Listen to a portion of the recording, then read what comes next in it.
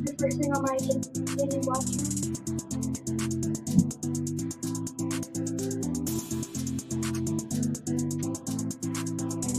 Bring my phone back. Okay. And put the crutches down, please.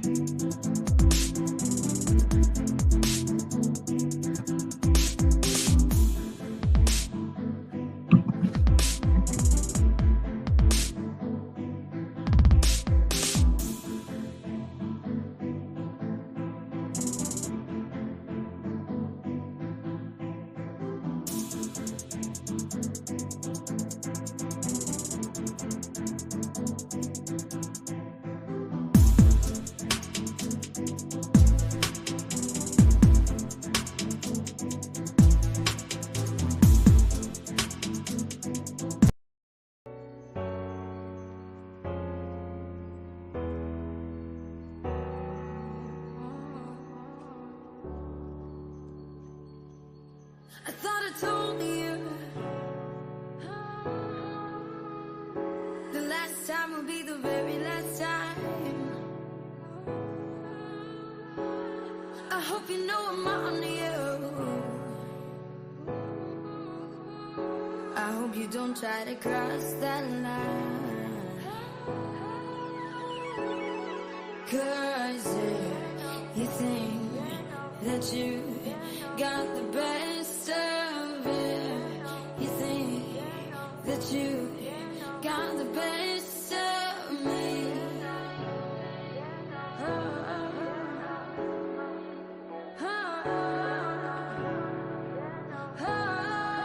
Go ahead and try me.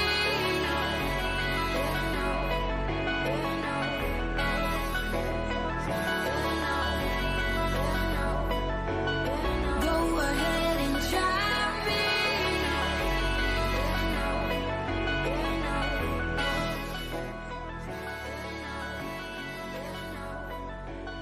Go ahead and try me. Because this ain't what you want. Holy Spirit pumping through my veins. I call my Lord and Savior. There is power in His name. Tried to knock me down, tried to make me feel ashamed, but you only see my past, and we are not the same. Jesus provided me a blueprint to deal. My obedience constructed a shield. God said His word is food for His people, so I thought I'd go ahead and grab a whole meal. My enemies fled this way and that way. In Him I have confidence, so please check out my display. Believe in my heart, confess He rose. I knew I've been saved. Christ is my Lord, so I bow down to my sensei. Look. I told y'all I'd get y'all one time. I told y'all I'd get y'all one time. Man, Like just that- hop in. That ain't part of the song. Come from. I was about to be like, say story, your mic back on. I just heard the little oh, snap. It's back on. Then he started around. I was like, oh, okay, there. It was intentional. Man, That was what's love. up? What's up, guys? How y'all doing? Y'all all right? Yeah, man, living the life, man. Oh man, it's been a crazy week here in Michigan. Michigan showing how bipolar it can actually be.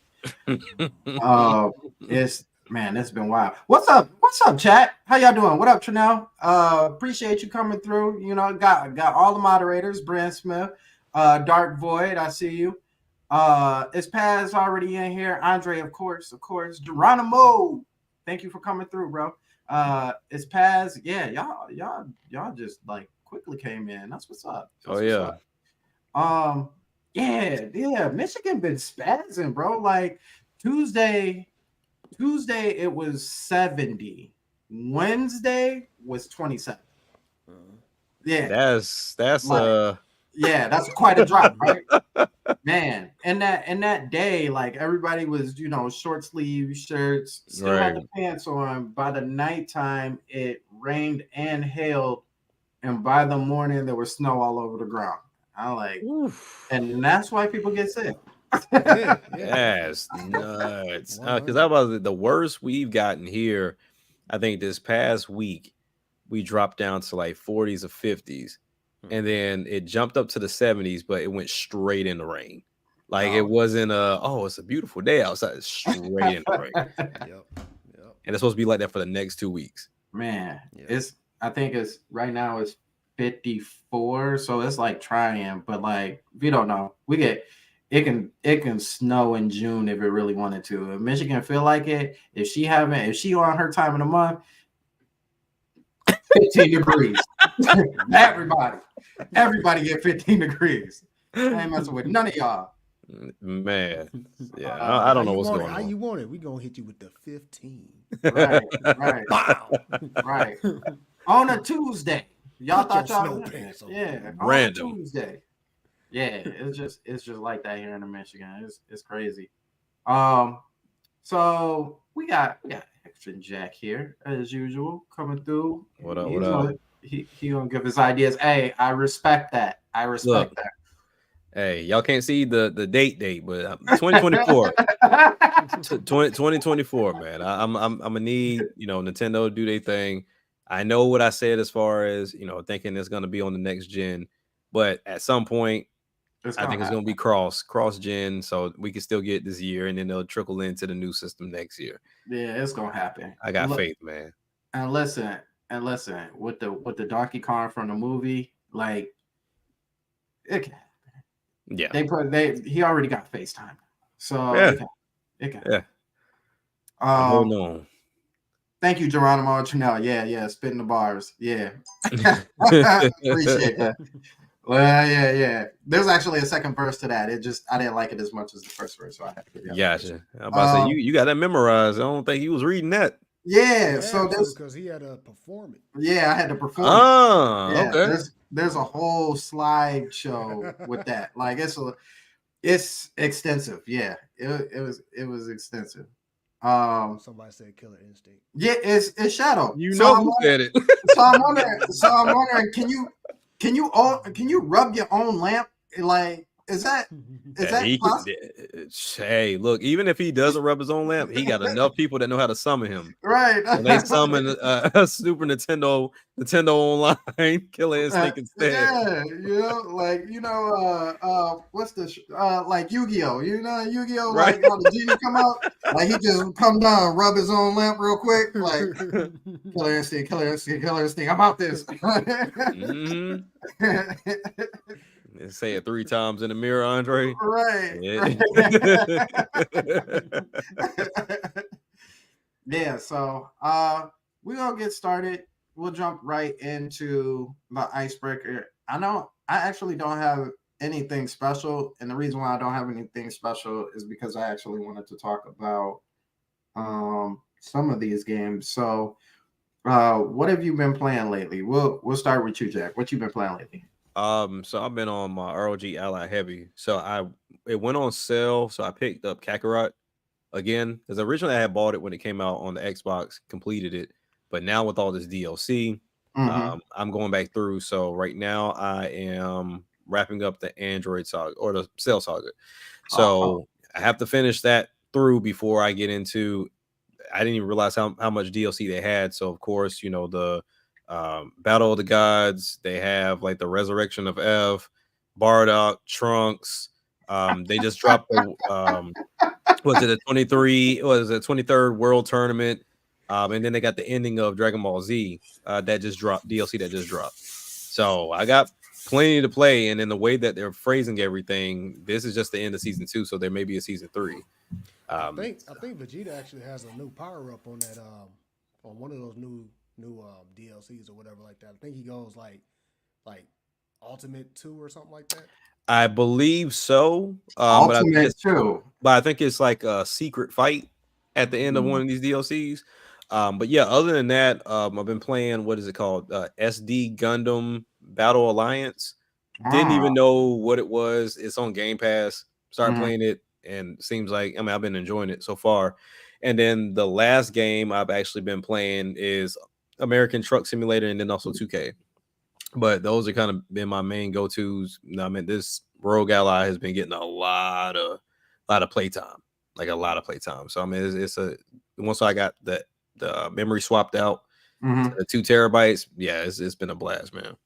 SD Gumma, is that the little Gundam guys? Yeah, the little. Yeah. That game was Man, fun though. I played okay, it because a I'm while back. super It was biased. fun. I'm super biased on the little Gundam. I like that. Y'all can't Muppet babies my Gundams. You know what I'm saying? Like that made me so mad. I didn't even bother watching. I think I maybe watched one episode in this, and I was like, not for me. Yo, they So get extreme too, man. They got transformations and all that. They Mhm. got new armor and all that. wow, Look like yeah. dragon armor. Or See, something this like is that. because this is like my holdover, because I know I'll never get this, but I want a Zoids game. Like, I was always a fan of Zoids, Yes. so when everybody was talking about Gundam, I was looking at Zoids. Mm-hmm. And I think there's only been, in my book, and people may disagree, I've only liked one GameCube one. the Game Boy Advanced one. Okay. So that was the one that was kind of like an RPG. You had like, you could do like 3-on-3 or 4-on-4, depending on what your party was. And when you got done with those fights, you would get parts. You can go find them around and then actually stack those parts on top of your Zoid, kind of like how the anime did it. Yeah. And so that's the one I really like. But I have heard about the GameCube one, I and it love the seems like GameCube it's like one. mixed. Like, some Yeah. people really hate it, and there's some people that really love it. It's aged. I own Yep. it, and I've Okay. I've beaten through the first area or the first half of it, Mm-hmm. and it's yeah. Yeah. It fulfills your nostalgia for like maybe a good 15 minutes, and then you're like, okay, I'm good. I'll come back Yeah. to it. Because honestly, I think at this point I'm being a bit unrealistic about what I want for Zoids. Because in reality, I just want an RPG type Zoid situation. Because you look at things like a Zoids, or you look at a Pokemon, and you say, I want to do that in my game.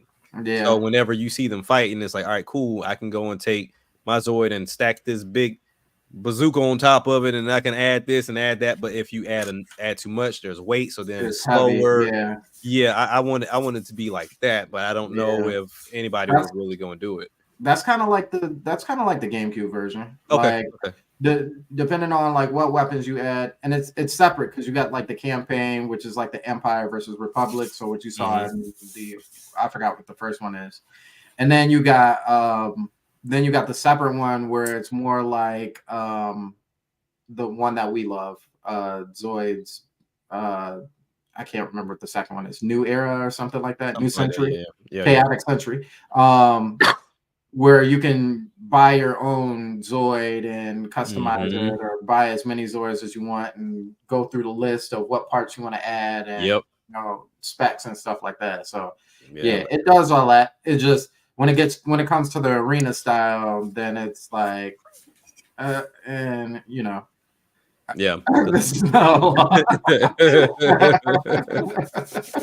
I mean, it is. There's a that's one of the Zoids. Yeah, it is, because I mean, the Shadow Fox and Ligers, and that was my joint, man. I love it. I'm gonna see if I can run it down, because I don't. It wouldn't be on Crunchy, is it? Maybe. I don't think so. I had to like find it somewhere in the on the internet. I'm about to say a bunch of things. Yeah. So Shadow, what have you been playing lately? What have I been playing lately? Well, everybody that follows my friends list already knows it's pretty much Octopath Traveler 2. But every now and then I can't stop playing it. It's my game of the year of 2021, I think. No, maybe it was 2019. It's 2019. Yeah. Streets of Rage 4. Yeah. Are you still playing that?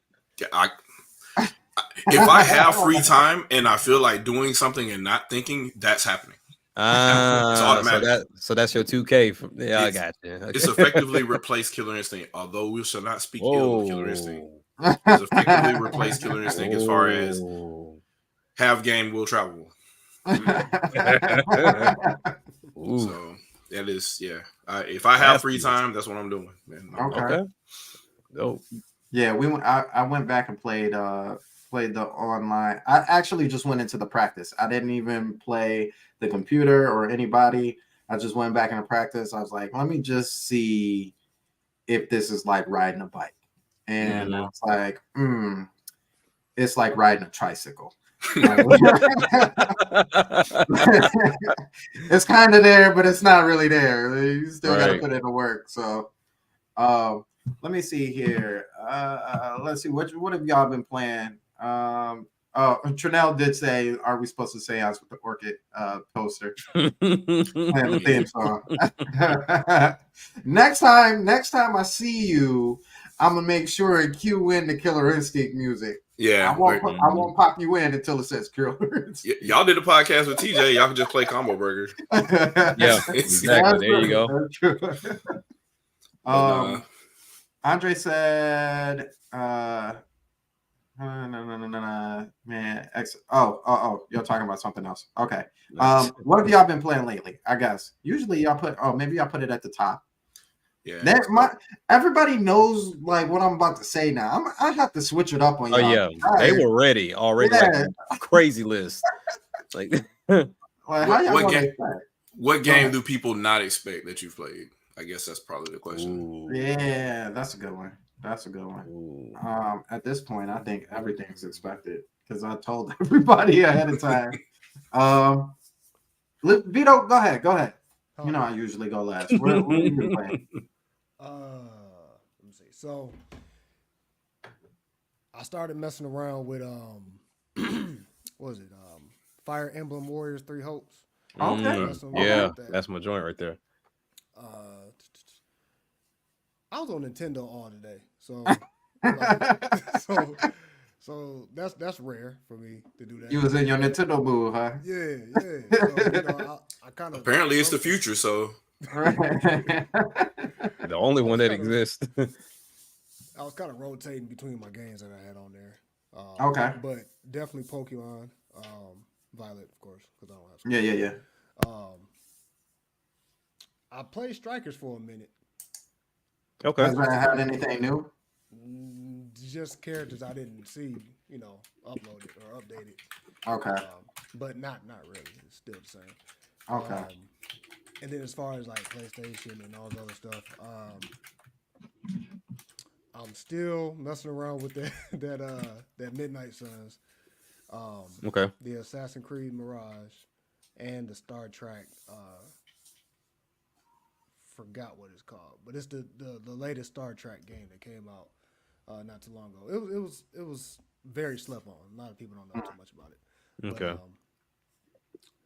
other than that, that's about it, actually. See, the last time you talked about Midnight Sun, I went to go take a look, and I was like, nah, not for 60. But then Steam had it on sale for like 15 or 20, and I still couldn't pull the trigger. Like, because the one thing that threw me off was because if it's something that I'm kind of on the fence about, I'll go to reviewers that I have similarities with. So like ACG is one that I have a lot of similarities with, and the one thing that stood out was he was like, yeah, it's just a lot of narrative and a lot of communication before you get into these fights. But he was like, but the fights are amazing. Like the way they have that set up and the way that, you can pull some of those moves off. It's amazing game. But he was like, you got to get through the communication pieces. Like, but it seems like there's a lot of talking in the game. And that threw me off immediately. It actually, it benefits. Okay. It benefits your fight and your stats and your partners and stuff like that, because it's a 3-on-3, turn based, like card, whatever. So, right. Like when you're doing all that dialogue in between and stuff, like you kind of have to do that. Also, on top of that, you can just search the grounds, like that you're where you're at and stuff. So it's called the Abbey or something. I think like this. They have this secret base called the Abbey. And on the Abbey grounds, they have like a whole bunch of areas you can go in and unlock this and unlock that. I mean, it for that talk time and stuff like that, they make it interesting for you. So at nighttime, it's best that you walk the grounds of the Abbey and go, find this, find that, find some rich craft of this and the third. It has like a old Salem's plot to it, what I'm saying? Gotcha. Witches and all this other stuff. But once you get past that and you go into the battles, you'll see how that affects your player. You know what I'm saying? Your players start leveling up real quick. So they make it worth its while, even though there's a lot of talk and you're like, come on, hurry up. Right. They make it worth your while at the end of the day, because like once you start, like you can choose like what you say, and it gives you either light powers or dark powers, and your character has this balance between both. So it pans out at the end of the day. So it's still on sale until March 7th. So would you recommend going for like the legendary editions or just base game? What did I get? I think I got the legendary on sale. Yeah, because it's on sale for $25. Yeah, I think I did that. So I just hate Steam. Sometimes they don't tell you what in the world is in the bundle. You gotta go dig for it. You get some extra costumes. I mean, that's about it. You know what I'm saying? Like, you can get the base game and be perfectly fine. Right. Okay.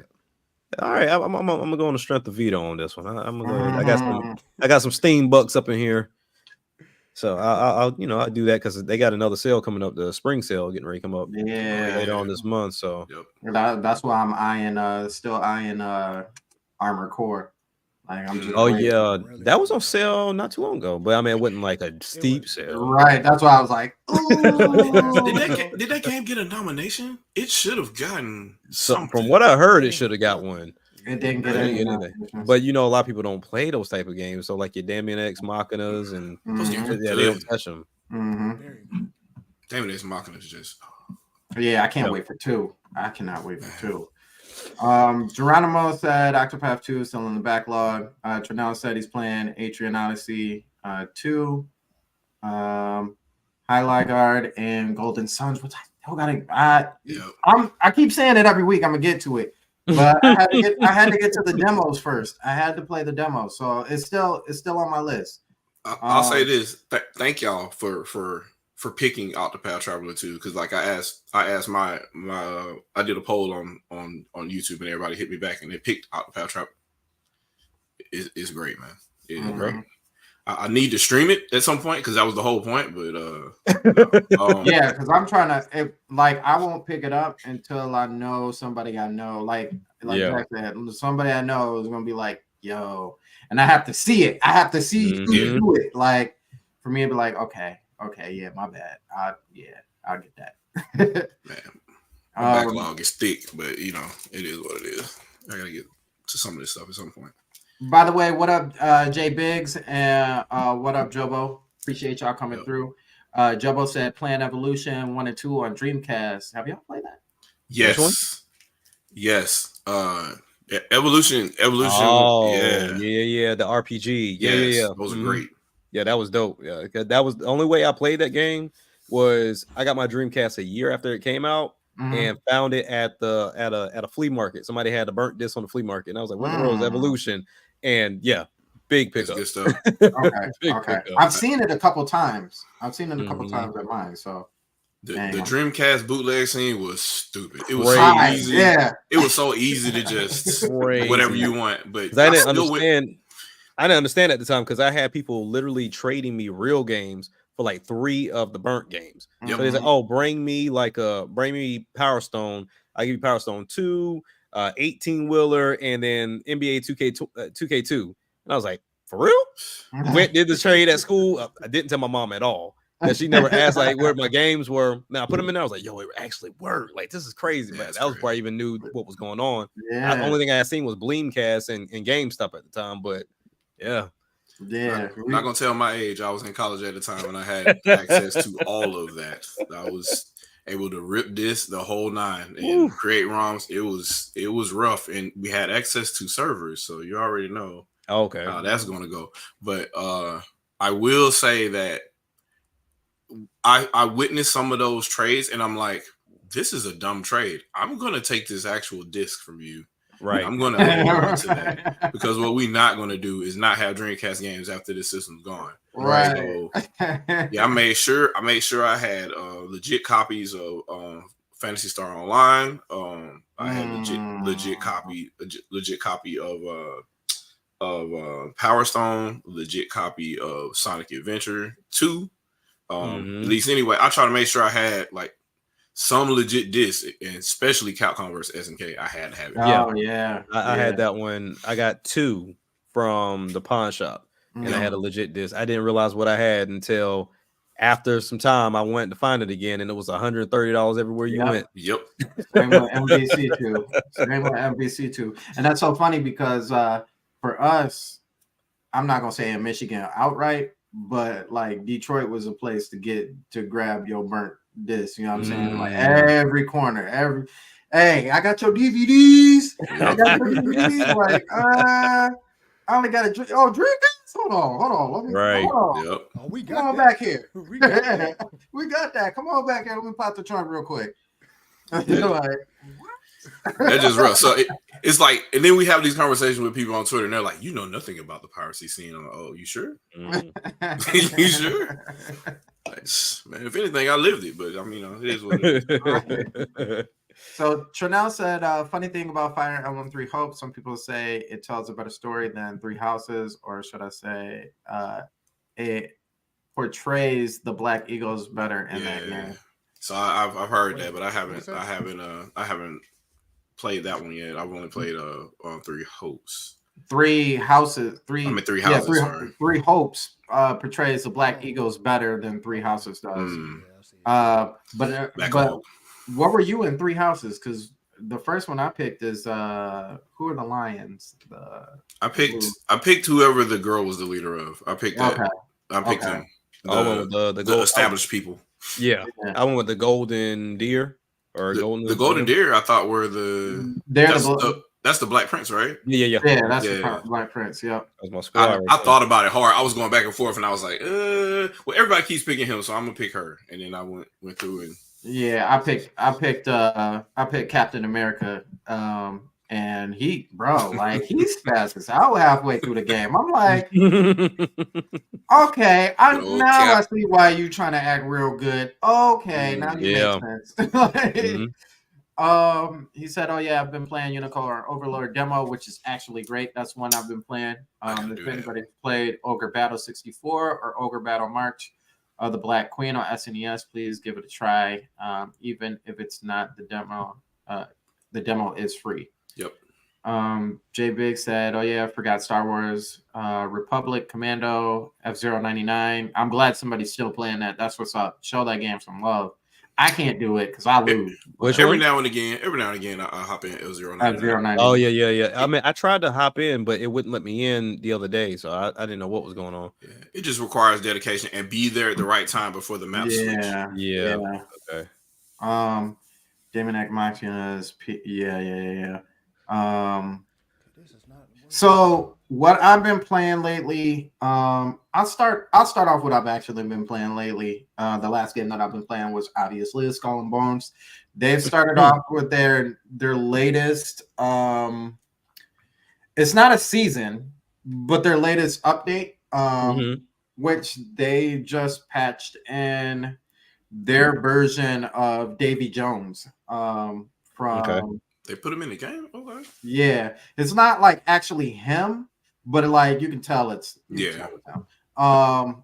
it's called Plague something or other. And it's kind of it's not bad, right? So my ship is I got a big size ship now. Riding around in the seas, and for the longest time I've been wondering, so my ship's specialty is it's a tank. So I'm like, okay, so I should have extra defense and extra help from my from my ship, right? I keep getting blown sky high, and it pisses me off. Like, who y'all messing up? Like, don't make me go buy another color.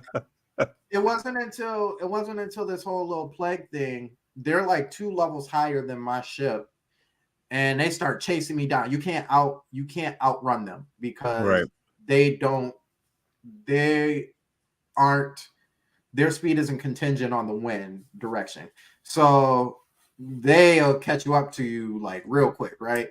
Okay. And this guy is just plowing me down. I hear my shipmate, she on the side yelling in my ear all crazy, like, we ain't gonna make it, Captain. I'm like, bet we make this. Next time somebody shoot at this, y'all better duck. So there's a button, like it's called brace. I thought the brace button was only for physical attacks. Like I thought, like if they ram you, you brace for it. You don't take any. Brace is for everything. Like brace is for if they shoot at you, all this stuff. So now every time I hit the brace, like it does nothing to my ship. I'm like, oh, okay, game on. That's your butt now. So once you destroy one of the plague ships, another one or two take its place, and they just keep showing up, endless. Right. I can run through 15, 16 of them before I even have to repair my ship. And it's just like, yo, y'all wanted all this smoke. We right here. We out here for days. So yeah, it's the and you get, new cosmetics and stuff like that. You get a new ship and new weapons and stuff like that for it. So it's interesting. I can't wait till they add the Jack Sparrow version. Let's see if that comes. And then I'm sure they'll add who's the Blackbeard and all that other stuff. So I feel like they kind of have a plan going forward to keep the momentum going for this game. And the ship sizes for you to buy are only come in small and medium, but some of the weapons talk about it being available for medium and higher. So I'm assuming large ships is eventually going to come with a patch where you can get. They kind of have to if they're going to sell you the weapons that you can't be equipped on a normal ship. Right. So, yeah, I think it's an interesting game. Unicorn Overlord. I'm hearing about that one. Yeah. That game threw me off because I'm thinking, when you think of a normal RPG that has multiple characters, it's like, okay, I'm going to select this character. What do I do? Defense, attack, special. Heal items, you know what I mean? Right. This one is set up, and I've never played Ogre Battle, so maybe it's set up the same way. But you have to line them up on the field in a certain way, and it all just takes place at once.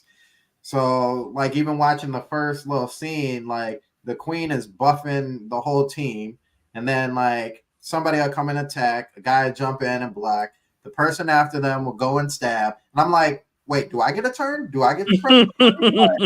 When you press go. This is crazy. But it's just sweet looking at the interactions. I would say what's cool about the RPGs that we are used to is that you can individually select, those moves. But when you see it all take place as in one singular movement, it feels more like you're watching a show. The way they come in and attack or guard and stuff like that, it actually looks a lot more fluid than waiting for another person to interact. So right. It's like Andre said, the Queen team is stacked. Yeah, for 5 minutes. So her team, I'm like, y'all should be able to beat everybody. There should be no problem with y'all handling everybody. So how do y'all lose? But I'm buying this anyway because I support Vanillaware. So it's really pushing me to do as such. I played the other game, the one that we won't talk about because we had to hit pause a cajillion times last time. Nope, not doing it. It's a game that involves side platforming, and they use the drill to it's pepper something. It's pepper something. Just know that.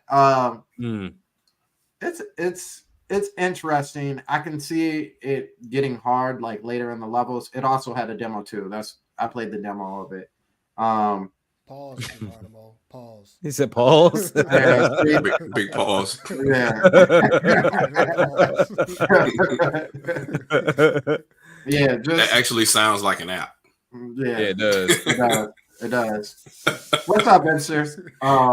Yeah. So that game has been is pretty fun. It's pretty fun. I like the aesthetics of it. The kind of 8-bit look to it is real pleasing to the eye. So yeah, I would say Diablo 4, but nothing's changed with Diablo 4. It's just still grinding away. Chanel said, "Oh yeah, you actually find out why the queen lost and why Unicorn Ring is important in the demo because you're right. The queen's army should have destroyed everything." Yeah, that's what I'm saying. Like even watching them and how they set everything up, you know how you have in your head like stuff doesn't get explained in a game, but the way you explain it in your head, you like okay, yeah, I see what you're doing. So like even looking at her squad and like she goes to talk to They're here. oh, are they? Okay. Um can you grab it from them? Okay, thank you. Even when they go to show like her squad and she goes to talk to another knight, you're like, dang, like this is your strongest knight. Why aren't you like including them in here and sending like somebody else who's like half baked to Right. protect them? And then you see her squad and you like, dang, like if y'all ever get in a fight, do you just only bring these 4 people? 'Cause, like, there's no reason to bring anybody else if y'all that tightly knit. You know what I'm saying? This is Right. organization. What do they call it from Kingdom Hearts? This is organization 11. Like y'all whole squad right here. This the elite 4. What are y'all doing? Like it ain't no problems for y'all. So yeah, it's just but it ends like that because story. Right. Zilla times 2. What up? I'm like, did y'all talk about Switch? No, we haven't. Nah, we ain't got there yet. We ain't got to the main event yet. We still got to get to the main event. So yeah, that's what we're playing. If you have not listed off what you're playing, I will still shout it out. Make sure you throw it in the comment section, so we can shout that out. So yeah, I guess because this is going to be a long conversation. I feel like. Oh yeah, for sure. I've been staying off of commenting on Twitter for this particular reason because I can't do what Shadow and Andre be doing, like because the stupidity. I know if I say one thing, it's just gonna be a barrage. Like I've been good. I've been off Twitter since the beginning of the year. Yeah, that's how I know. Because I was like, I ain't seen Shadow nothing, but I was like, yeah, he did say he was taking a break. Yeah. So he ain't in the trenches yet. He went back, licked his wounds, ate some rations, and then he going back in there. So Yeah, Zilla killing me, man. No, you didn't, man. You sounded like Furious Francis. That's cool. That's cool. OJ's twin, really? Yeah. So I'm slightly taller, but yeah. I was gonna Not that say much. y'all pull in the Twitter section like an old game of asteroids where you don't push the button, all you do is rotate around and shoot off. Yeah. Way too much. Like I ain't moving from this spot. Right. I got my collection of people to not respond to now. So yeah, once you realize they're not even engaging in good faith, you kind of have to like not even do that anymore. But some people really don't know, and it's worth the conversation. But once you start talking to other people, and they're just like, no, it doesn't matter what you say. They still just like whatever. And okay, cool, that's fine. Yeah, Switches for kids. That's cool. I'll look at the ESRB ratings and see how many M's are there. Right. So this conversation actually came off of a topic. Well, wasn't necessarily a topic. It wasn't necessarily a topic that we had, but it was something that TJ said last week when we were talking about third parties. And so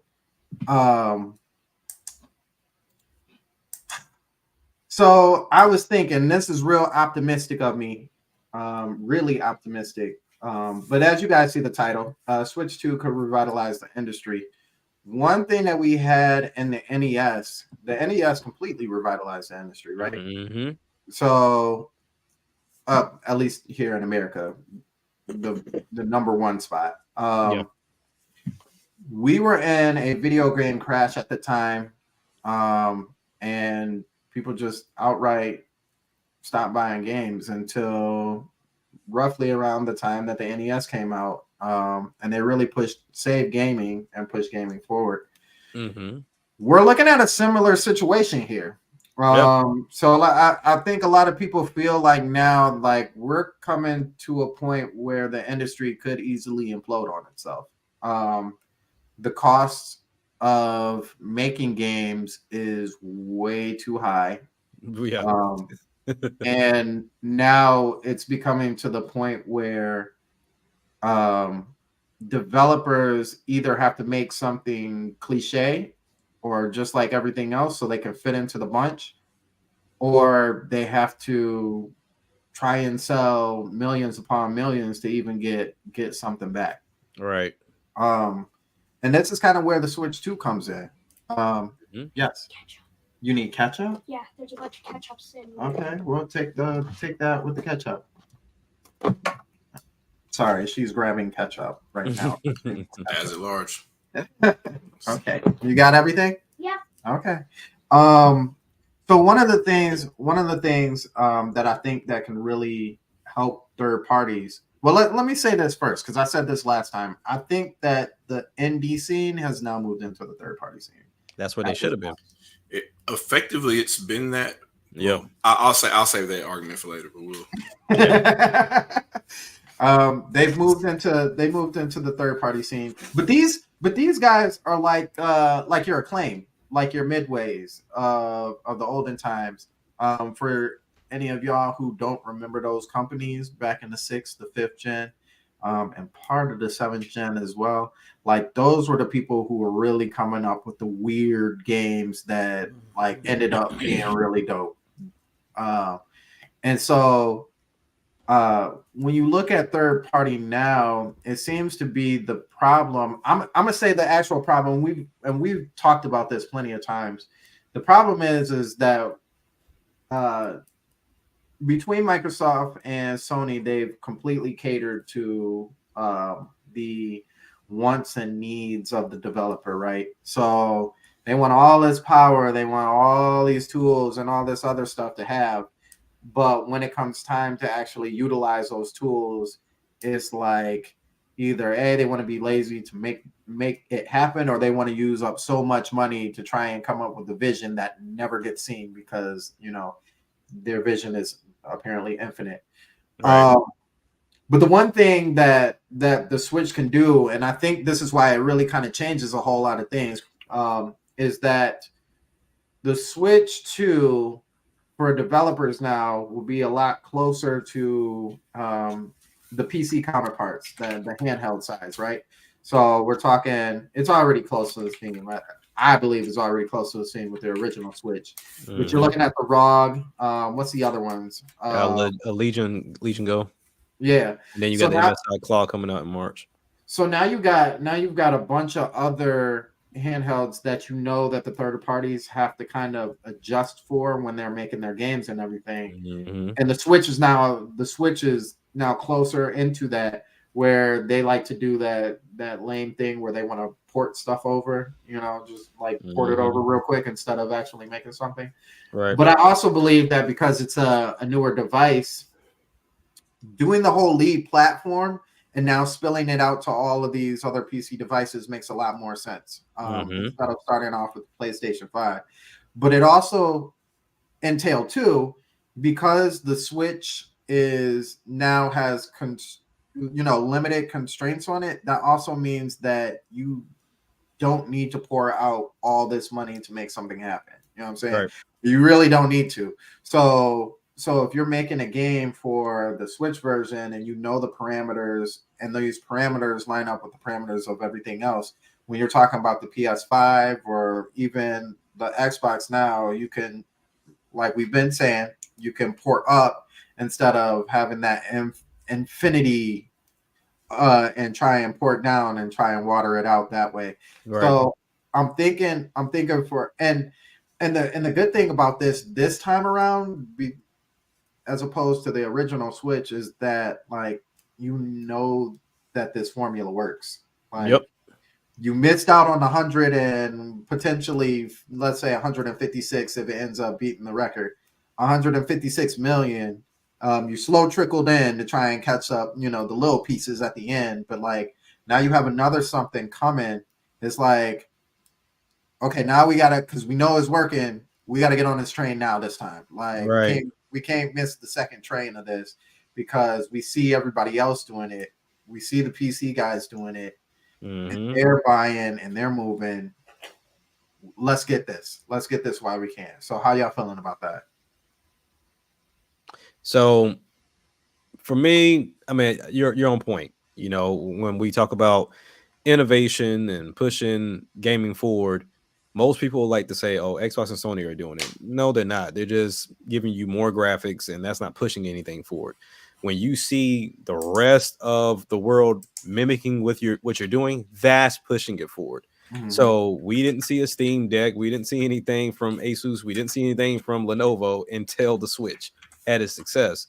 So going forward, you look at portability. You're looking at the ability to be able to play these games portable, and that's what most people are looking for. Yes, there's still some of us, even I'm kind of drifting away from it, but you still want your TV option sometimes, or even gaming on a monitor. But the ability to say, okay, I'm taking this with me, I can still play my game and do what I have to do. I think the bigger thing that a lot of people are missing is Sony and Microsoft are kind of like you buying a Lambo to get to your job when you could just bought a Prius. It didn't make any sense for you to spend that kind of money to get to work. it didn't make any sense. Like, we still got to the same location. You just paid more money to get there. I don't get it. So that was accurate. but the thing is, in turn, when you look at everybody else, it makes it seem like Nintendo's behind. But in reality, a lot of us miss the fact that, hey, we never perfected the 1080-60. It never got perfected.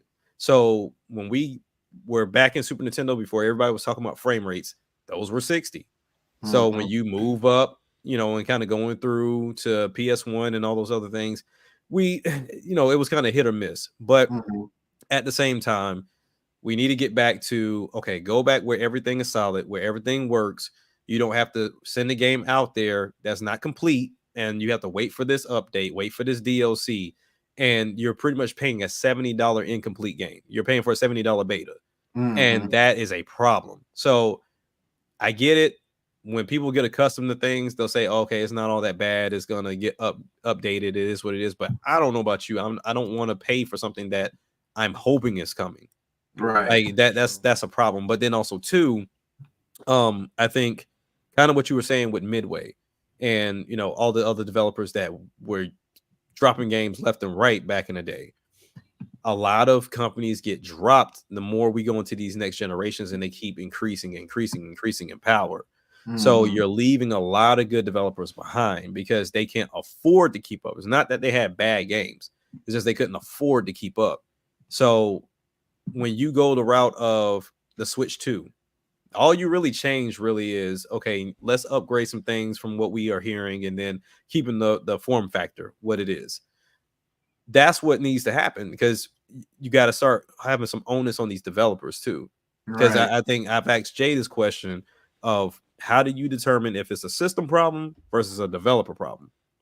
And I think I saw somebody put it perfectly on Twitter today. Like, if I'm playing something like Horizon Forbidden West on my PS5, there is no excuse for anything else to run as bad as it does on the PS5.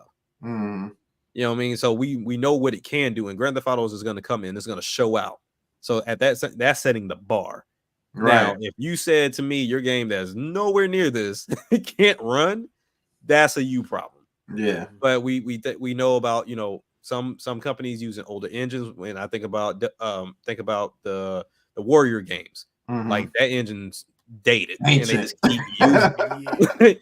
So that's when we look at first parties, and they kind of showcase what the system can and what it can't do. And a lot of people point at Tears of the Kingdom or Breath of the Wild and like, oh, see, the Switch is outdated, it can't run this. I'm like, I don't know that to be true. But we know that Zelda games, that they take their time to make it, but they're putting things in there to push gaming forward again. No, Banjo-Kazooie Nuts and Bolts did not do what Tears of the Kingdom is doing. Play that game again and then go back. Come back and tell me what these two are doing the same. It's not.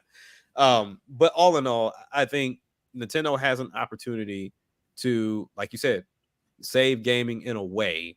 I think certain points of it were too far gone.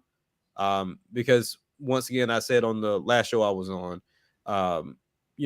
somebody's gonna have to hit the reset button. And at this point, Nintendo doesn't have to, and it's gonna rub a lot of people wrong because they're gonna feel like, oh well, they're throwing in the towel, they're giving up, they're going with weaker hardware. It's like you have to understand they kind of formed you to think like this. They made you think, oh, you need to have the next biggest thing with the best graphics, not even understanding what that meant. All that came at a cost, not just money costs, job costs, development costs, the whole 9 yards. So when you got your God of War 2018 or when you got your Last of Us, I understood it came with a movie budget. You shouldn't want that. Like that is insane. Like the fact that I watched a documentary about because I was always big on Saints Row. Like I like Saints Row like over Grand Theft Auto. So I felt like Saints Row did better things than Grand Theft Auto to me. But when you saw their downfall, it was due in part most of the company just taking a lot of hits, Activision taking a lot of hits. So Deep Silver would take those hits too. But at the same time, they were at a point to where they were trying to keep up, but you hear and see what they were able to do. And it was an $8 million budget. It was $8 million. Now we're talking 200 to 300. Right. And it's like, how do we get from 8 to 300? Like that is nuts to me. But not to compare, Saints Row to a Last of Us, but still, no budget should go that high. Right. So that kind of brings me back to of how much is 2K costing, because that's licensing. And you start getting into the VC aspect of it. Same thing with Madden. And that's why I'm so scared of this college football. Like, right. Like, when you come, you say, okay, it's gonna be like generic players, except for the ones that said that you could put the likeness in the game, and they giving them what $600 a game in a Big Mac. Like that's what they're giving them the likeness in the game. So I mean, EA can sustain it, but at the same time too, and I'll get off my horse with this. People have to also understand too, we're coming down off of the pandemic high. So while you look at the news and it's like doom and gloom, this many people got laid off, this many people got laid off. That's happening everywhere. Like I wouldn't attest the crash to the layoffs. I would just look at the budgets in itself and just people not getting real returns. But in reality, I mean, even for my job, this was like our third one in a matter of a year. Like, so, and the place I work for is like up there, like it's number 2 in the world as far as banks are concerned. So it's like they have the capital. It's just they're making changes and they're making adjustments. And as they said, we're getting back to BAU from the pandemic. We had to add more because we didn't know what was going to happen. So now we're just subtracting to get back to normal. Right. So I think that's what a lot of companies are doing. Yeah. But all in all, I think, will we see a crash? As long as there's a Nintendo, no. But I think at some point, I will give it to Sony. I'll give Sony credit first and say they'll probably hit the reset button first. Yeah, I think they'll. As much as Sony is, so you think like Sony big-headed?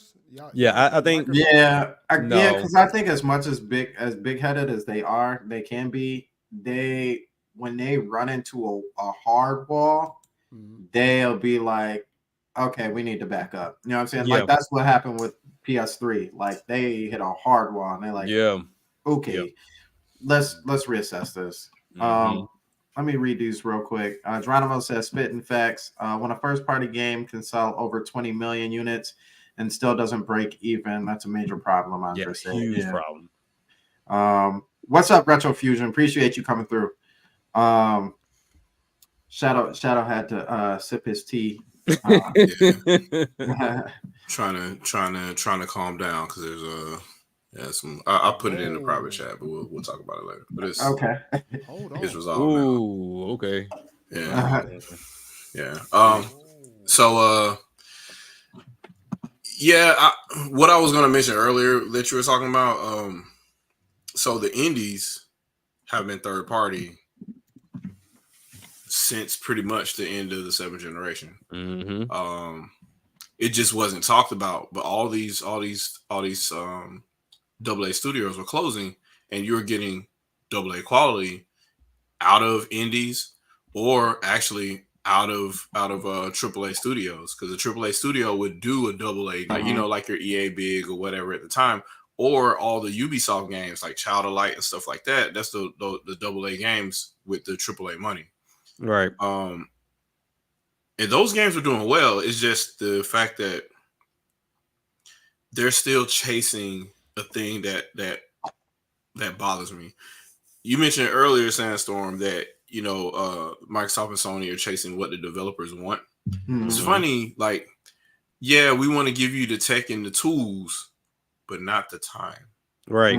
That's so strange to me, because that's a main thing that studios complain about. Hey, we got scope creep and it takes too long, and then we get crunch and we can't ever finish a project.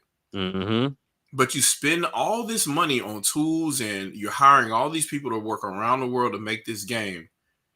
If you have the money to make the shiny build and to have the shiny tools, then you should have the money for the time for that project to be done. If they need extra time, you can't then say we can't afford it now. Like, what are we talking about? You've already spent like $400 million to make this thing. Go ahead and finish up. So now you want to put crunch on a $400 million project? Like that makes no sense to me. That's nuts. Meanwhile, you got Nintendo pumping out games for maybe $100K out their budget, and it sets records. Sets records. No other game has sold 30 million copies in 9 months. That's nuts. No other, and nobody's going to talk about that because the mainstream media doesn't want to hear that Animal Crossing sold games that fast. Right. Especially in 2020 when everything was supposed to, like, they tried to do the whole little back and forth thing between that and Doom and whatnot. And I'm like, yeah, we know which game is going to sell more though. On one platform. Which that's the bigger problem right there, because it's not even like it's multi-plat. It's a exclusive game. An exclusive game. But Brand, to answer your question too, real quick. So I agree. Like, there's no roadmap for Sony, and I think that's where it gives them the opportunity to hit reset. Because Microsoft is investing in Game Pass. We know what Nintendo's doing. So Sony has that vision right now to where people will drink the water of Sony so much they can step away, and people will still claim them as the best. They'll follow, and they'll follow them until they like find a different vision as into what they want to do. My only problem with that is so here's the other thing too. When we did the last Stormcast and Perrin Kaplan, she said it because she knew it back in the 6th generation. Sony and Microsoft are lost leaders. Oh yeah, they don't operate on profit at all. And then they just borrow capital and they keep borrowing capital until whatever. So the 7th generation ended up being $8 billion in debt between Microsoft and Sony. Crazy. All things being told. So how do you go? So that's why I say the crash already happened. It's already here. We're still experiencing it. Yeah. It's been over a decade of this. And the problem is there's so much fake money to borrow to mask the issue. Like you can just say, pay this studio to say this. Hey, put a commercial out that says this. Hey, pay the press to say this about whatever. Instead of saying, hey, look, out of this many projects that we funded, only 2 of them were profitable.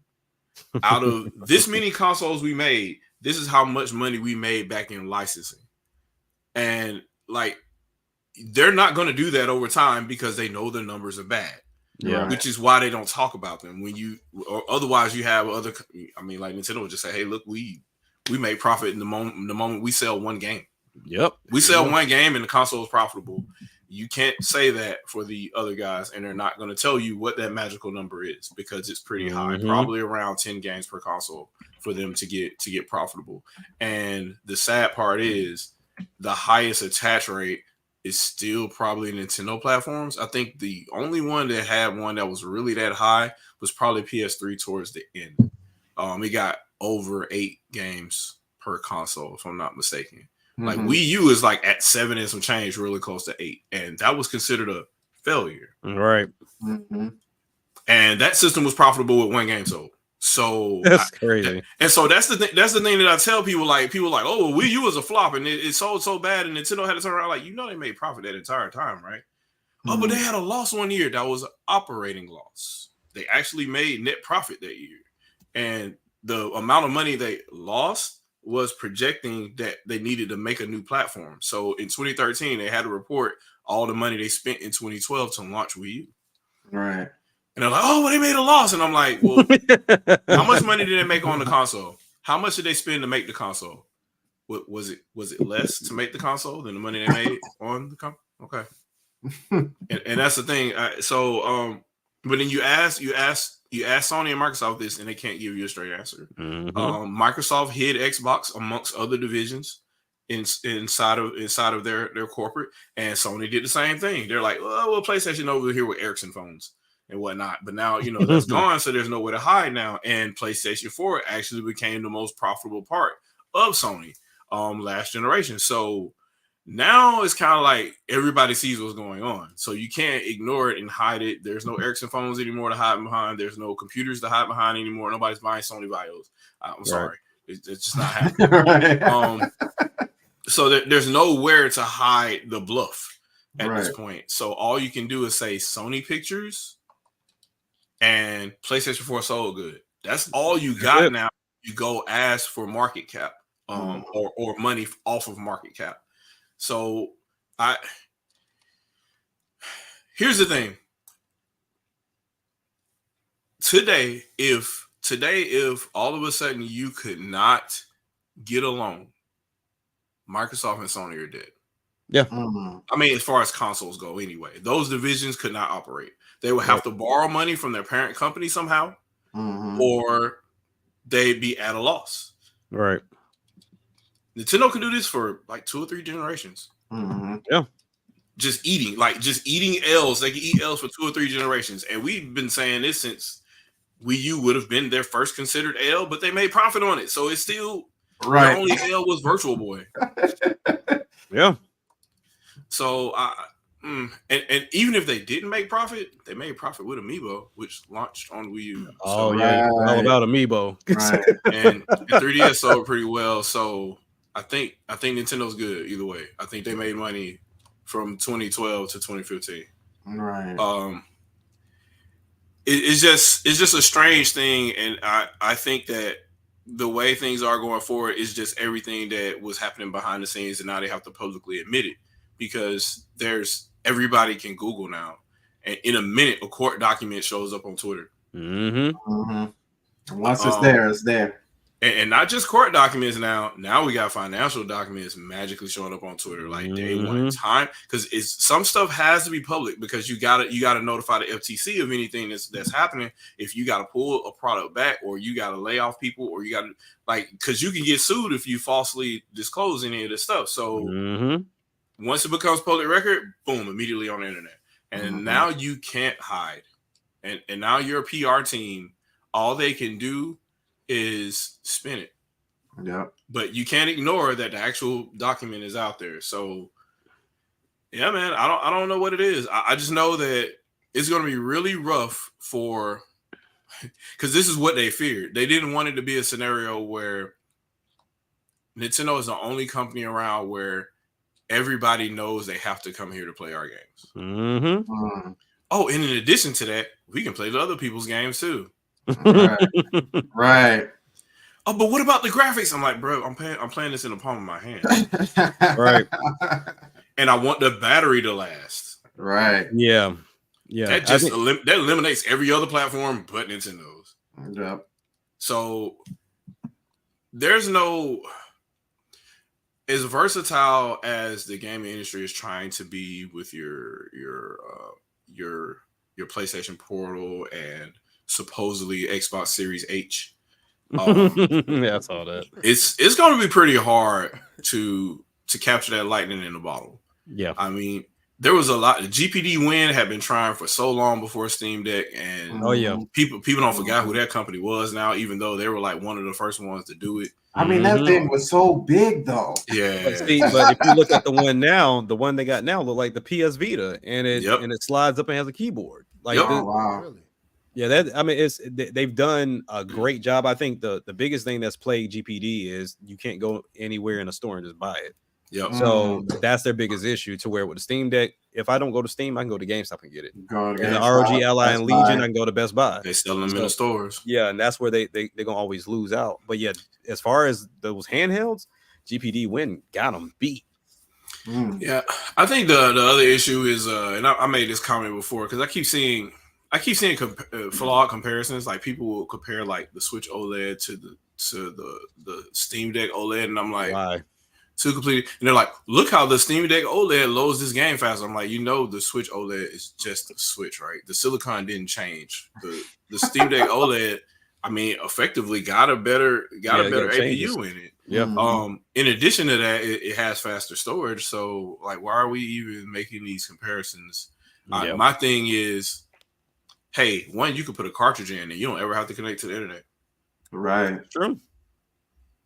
You don't have to check in. No installs required. There may be one or two games that requires. Tears of the Kingdom requires an install, right? I think. Maybe. Yeah.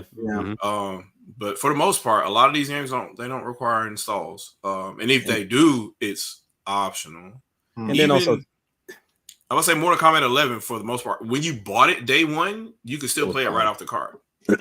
Mad patches, but for sure. You can still play it day one without connecting to the internet. So that's still a thing that's containerized, and you could walk in a store and you still have a product in your hands versus, hey, let me buy this thing. Now I got to find a way to put a whole bunch of stuff on it. Yeah. Let me figure out how to, I don't know, acquire games and put them on here. In a way, and then make a YouTube video that blurs out all the Nintendo images. And I'm like, why did you spend $620 to play Nintendo games? That's so weird. Then even looking at going into the Switch 2, right? They were saying like the appeal of like the handheld is gone now because Switch did it, Steam came behind them, blah blah blah. The key thing that's still missing with Steam Deck and even the ROG Ally is simplicity.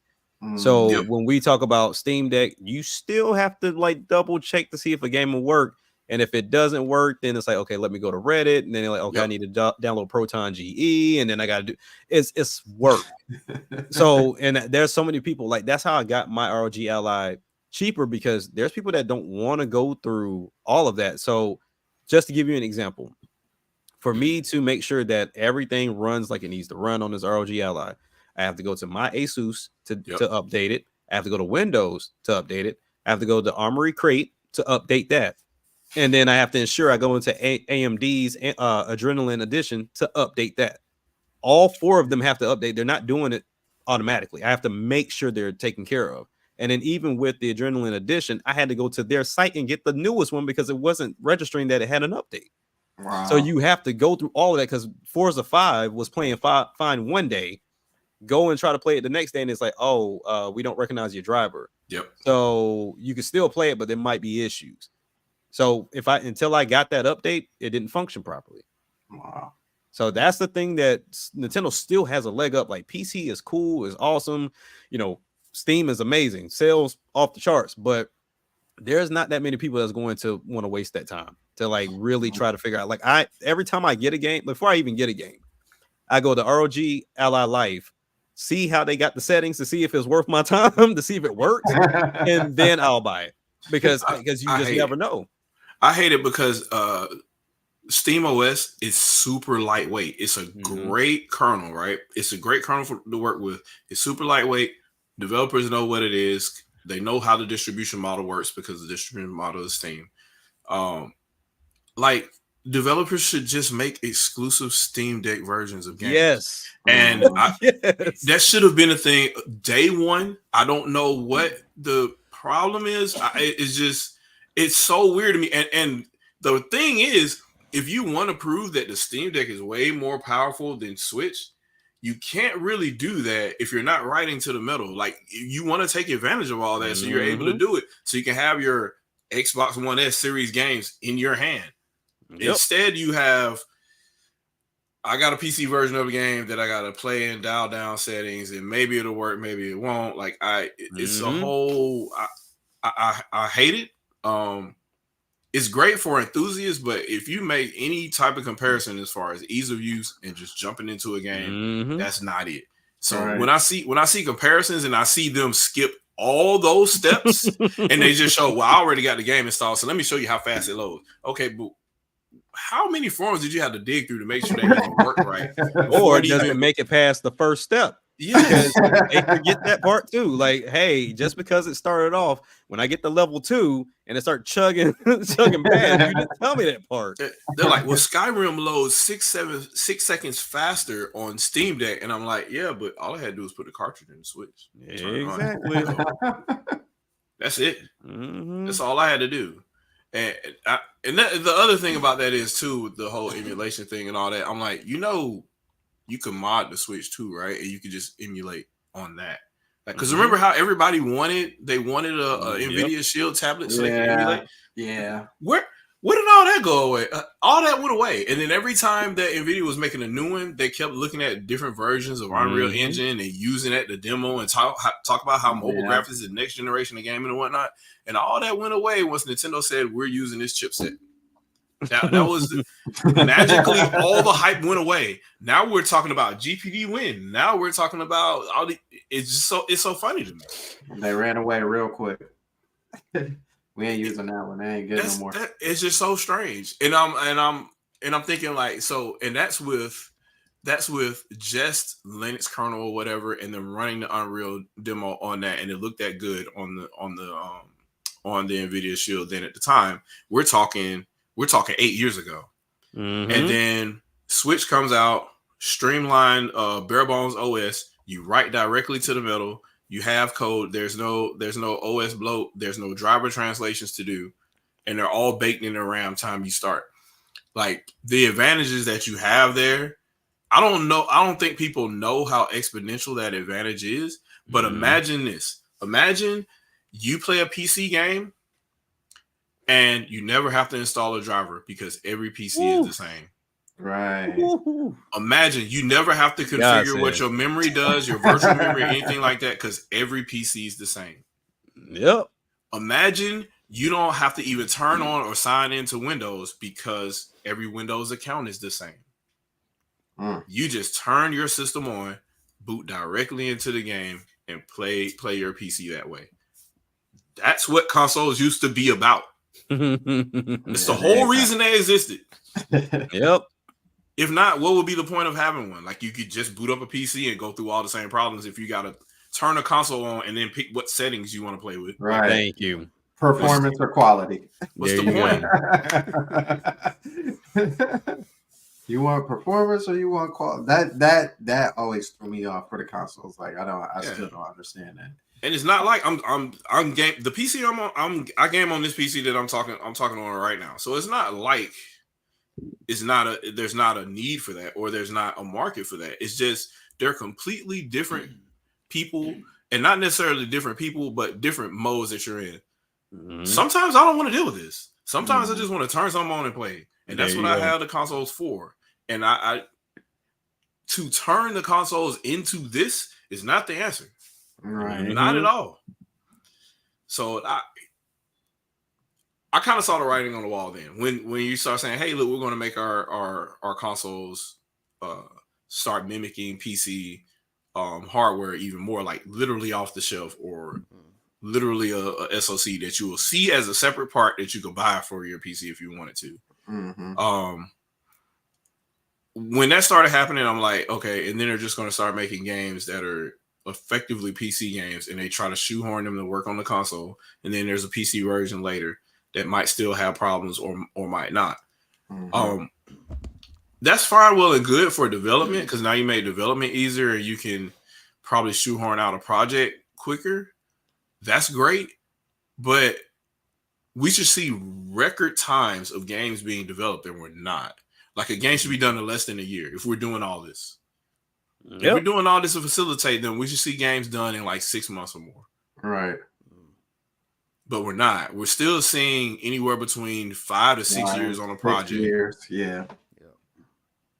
And for what? And you still have crunch at the end of the project. It's not sustainable, man. You can't keep doing this. What other business would allow this? Every now and then in the movie industry, you have a movie project that starts and they pause it because something happens, you know, like COVID happens or something like that, and you pause and then you come back, right?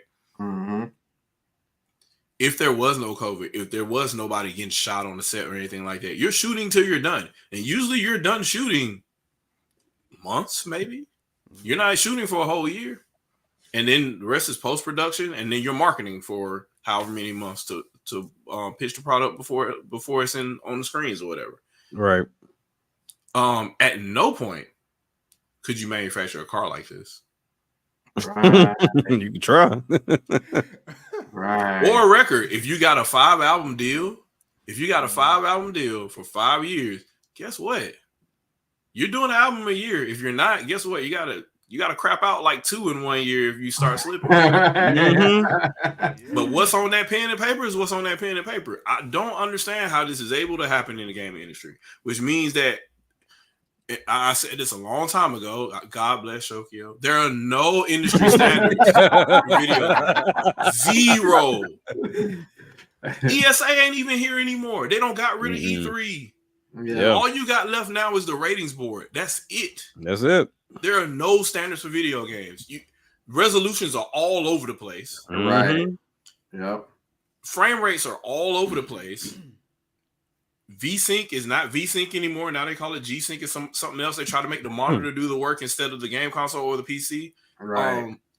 Development is all over the place. There's all kind of different tools. They use different standards, different codes. They're using C# sometimes to check this. They use C+ to write the code. There's C headers in there. There's assembly on the other end somewhere, and then none of that stuff is checked for any type of consistency or anything like that. There's no model for any of this. And now they're jumping to say, hey, we're going to use AI to write our code. Who's checking the AI? Where is the cybersecurity management for something like that? Who stops freaking Skynet from developing your game? But you want to be lazy though, and then wonder why it takes only a Spider-Man game can set sales records and it's still in the hole. That is nuts. Yeah. Ain't that wild? But I mean, it kind of takes me back to the whole Tomb Raider situation. Whenever it sold what it sold, and Square was like, nah, they underperformed. And everybody was like, hold on, how in the world did a game that sold was 5 or 10 million underperform? And it was the budget.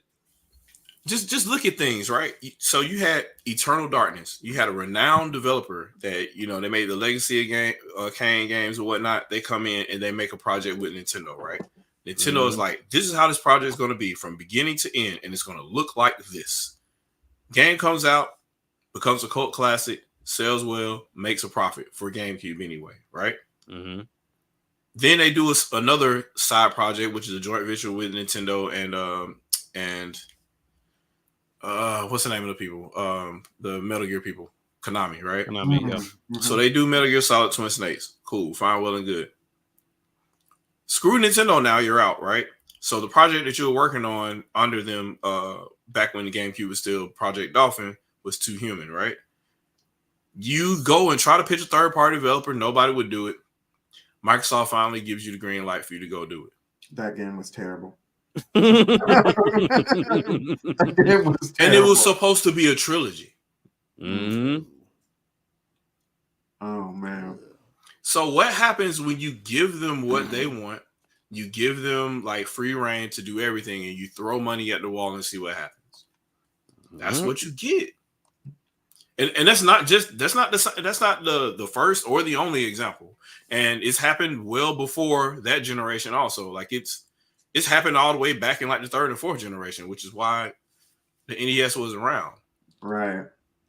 People were just throwing, like they would do even worse, where it was just like it would be the inverse of what our issue is now. Instead of a bloated game, they would do a under bloated game and just say, hey, look, we'll spend $12 to make this game and just ship it out. We just want something out here. We don't care. Oh, it's not selling? Sell it for $2. And that's, that became a thing. So and people had to unearth ET cartridges because they were all buried.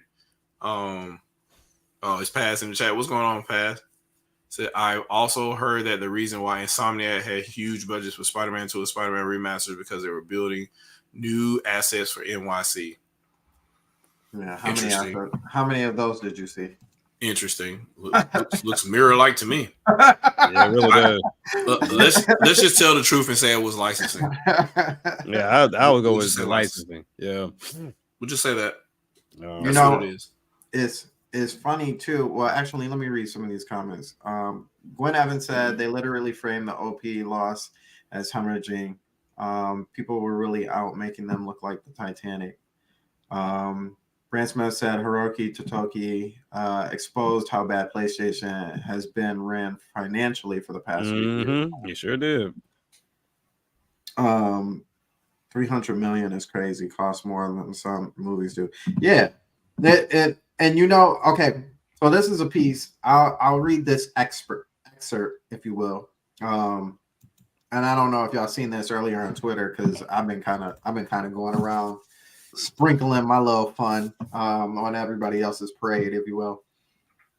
So this guy Nicola put Nintendo saw through as a post. This is actually a 3-piece. He said Nintendo saw through all of this by artificially sticking to hardware that's 2 generations behind Sony and Microsoft. They allowed themselves to keep budgets low while games came out fast and sell more than anybody else. Maybe let's root for less teraflops next gen. So can we just shred that sentence by sentence, or how do you want to? So I don't think there was anything factual in that entire statement. So, okay, hold on. I got more for you. So, a person under them. Can I put aside? I'm gonna put this on the side. I'm gonna say this on the side. I don't like when these OnlyFans people try and throw in their 2 cents because I'm like, OnlyFans. Why? Like, like, why are you even in here? Get out of here! Oh! They're botting or engagement farming, whatever they got to do. Right. But anyway, so they put. Let's be honest. Nintendo gets a pass. If Xbox did this, they would have been killed and sold. So stupid of a comment. 3 million if lucky. You can't sell a new/next gen. Okay, we're gonna get to that in a minute.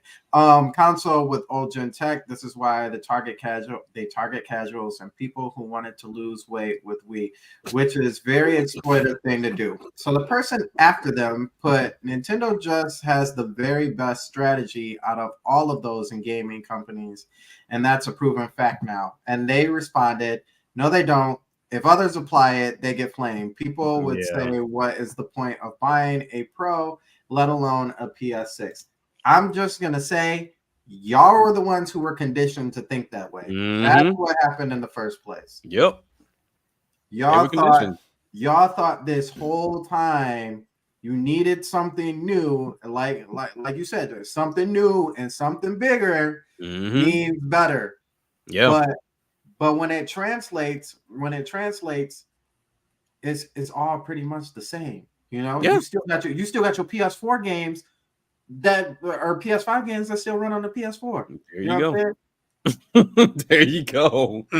And then also, because I saw that comment too, for anybody that says, okay, Xbox and PlayStation would get flamed if they did this. Yes, they would, because they've been touting that they have the strongest console and give you the best graphics. Nintendo's never said that. So Nintendo stayed in their lane. Yes, you would get flamed if you came to me saying like, hey, here's a $500, $600 console that's supposed to play 4K 60 or in Sony's case 8K. That they can do all of this stuff and has all of these great, performances and technology in here that'll make your low screens disappear. Oh, and then next year we're gonna kind of go the route Nintendo's going. I'll be pissed too. Like I'll be hot. Like I invested in your dream because I believe where you were going, and then when you found out it was wrong, now you're telling me you're dialing back. Yeah, Right. at some point that's a ego hit / man, everybody else was right. So people gonna feel some type of way about it. I regret and I blame me if anybody from my channel that subscribed to my channel is here. Blame me for this, but this is my my idiocy on display.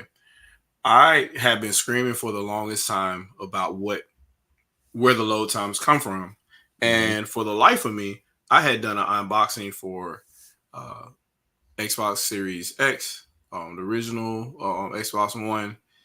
I didn't upload the one for Xbox Series S, but I actually put the time through to make the video, edit it, and stuff like that. And I never did one for PS5. I shot footage for PS5, but I never went deep into it, and I never did a teardown until a couple of weeks ago. It's still not the SSD.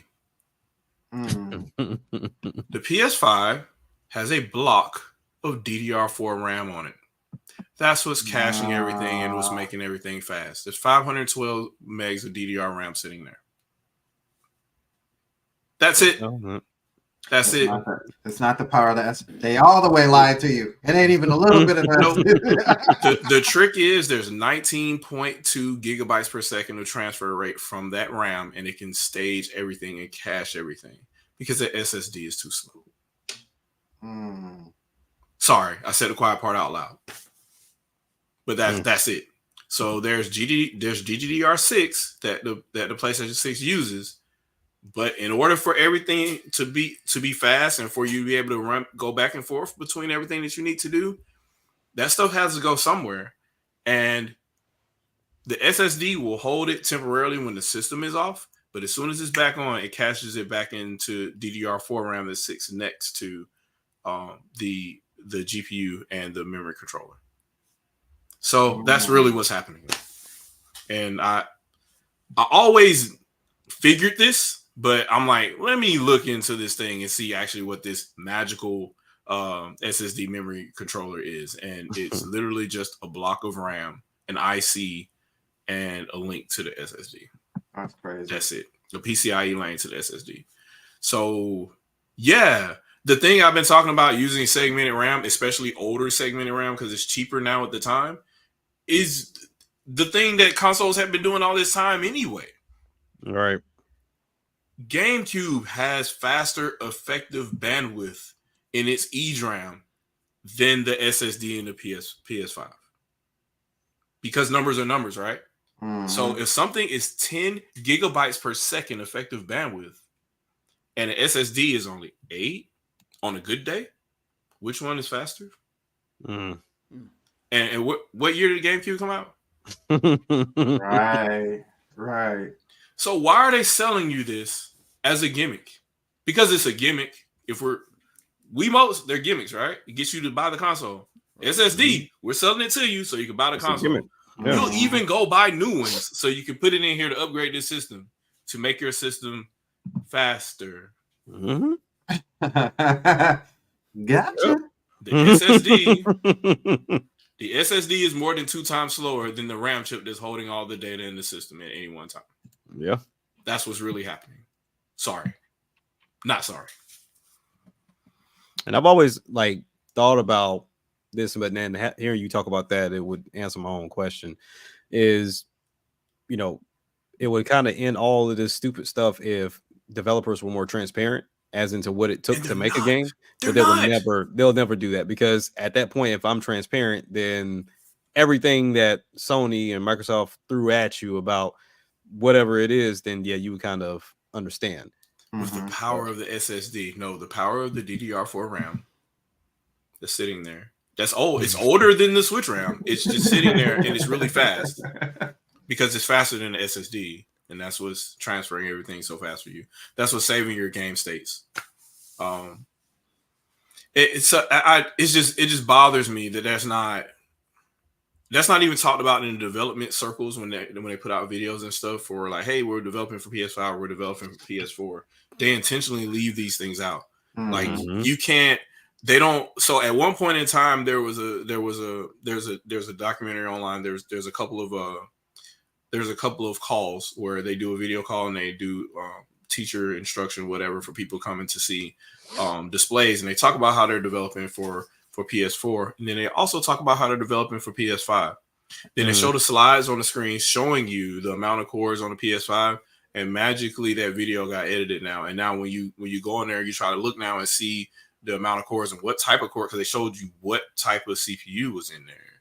So now you know what class of CPU it is.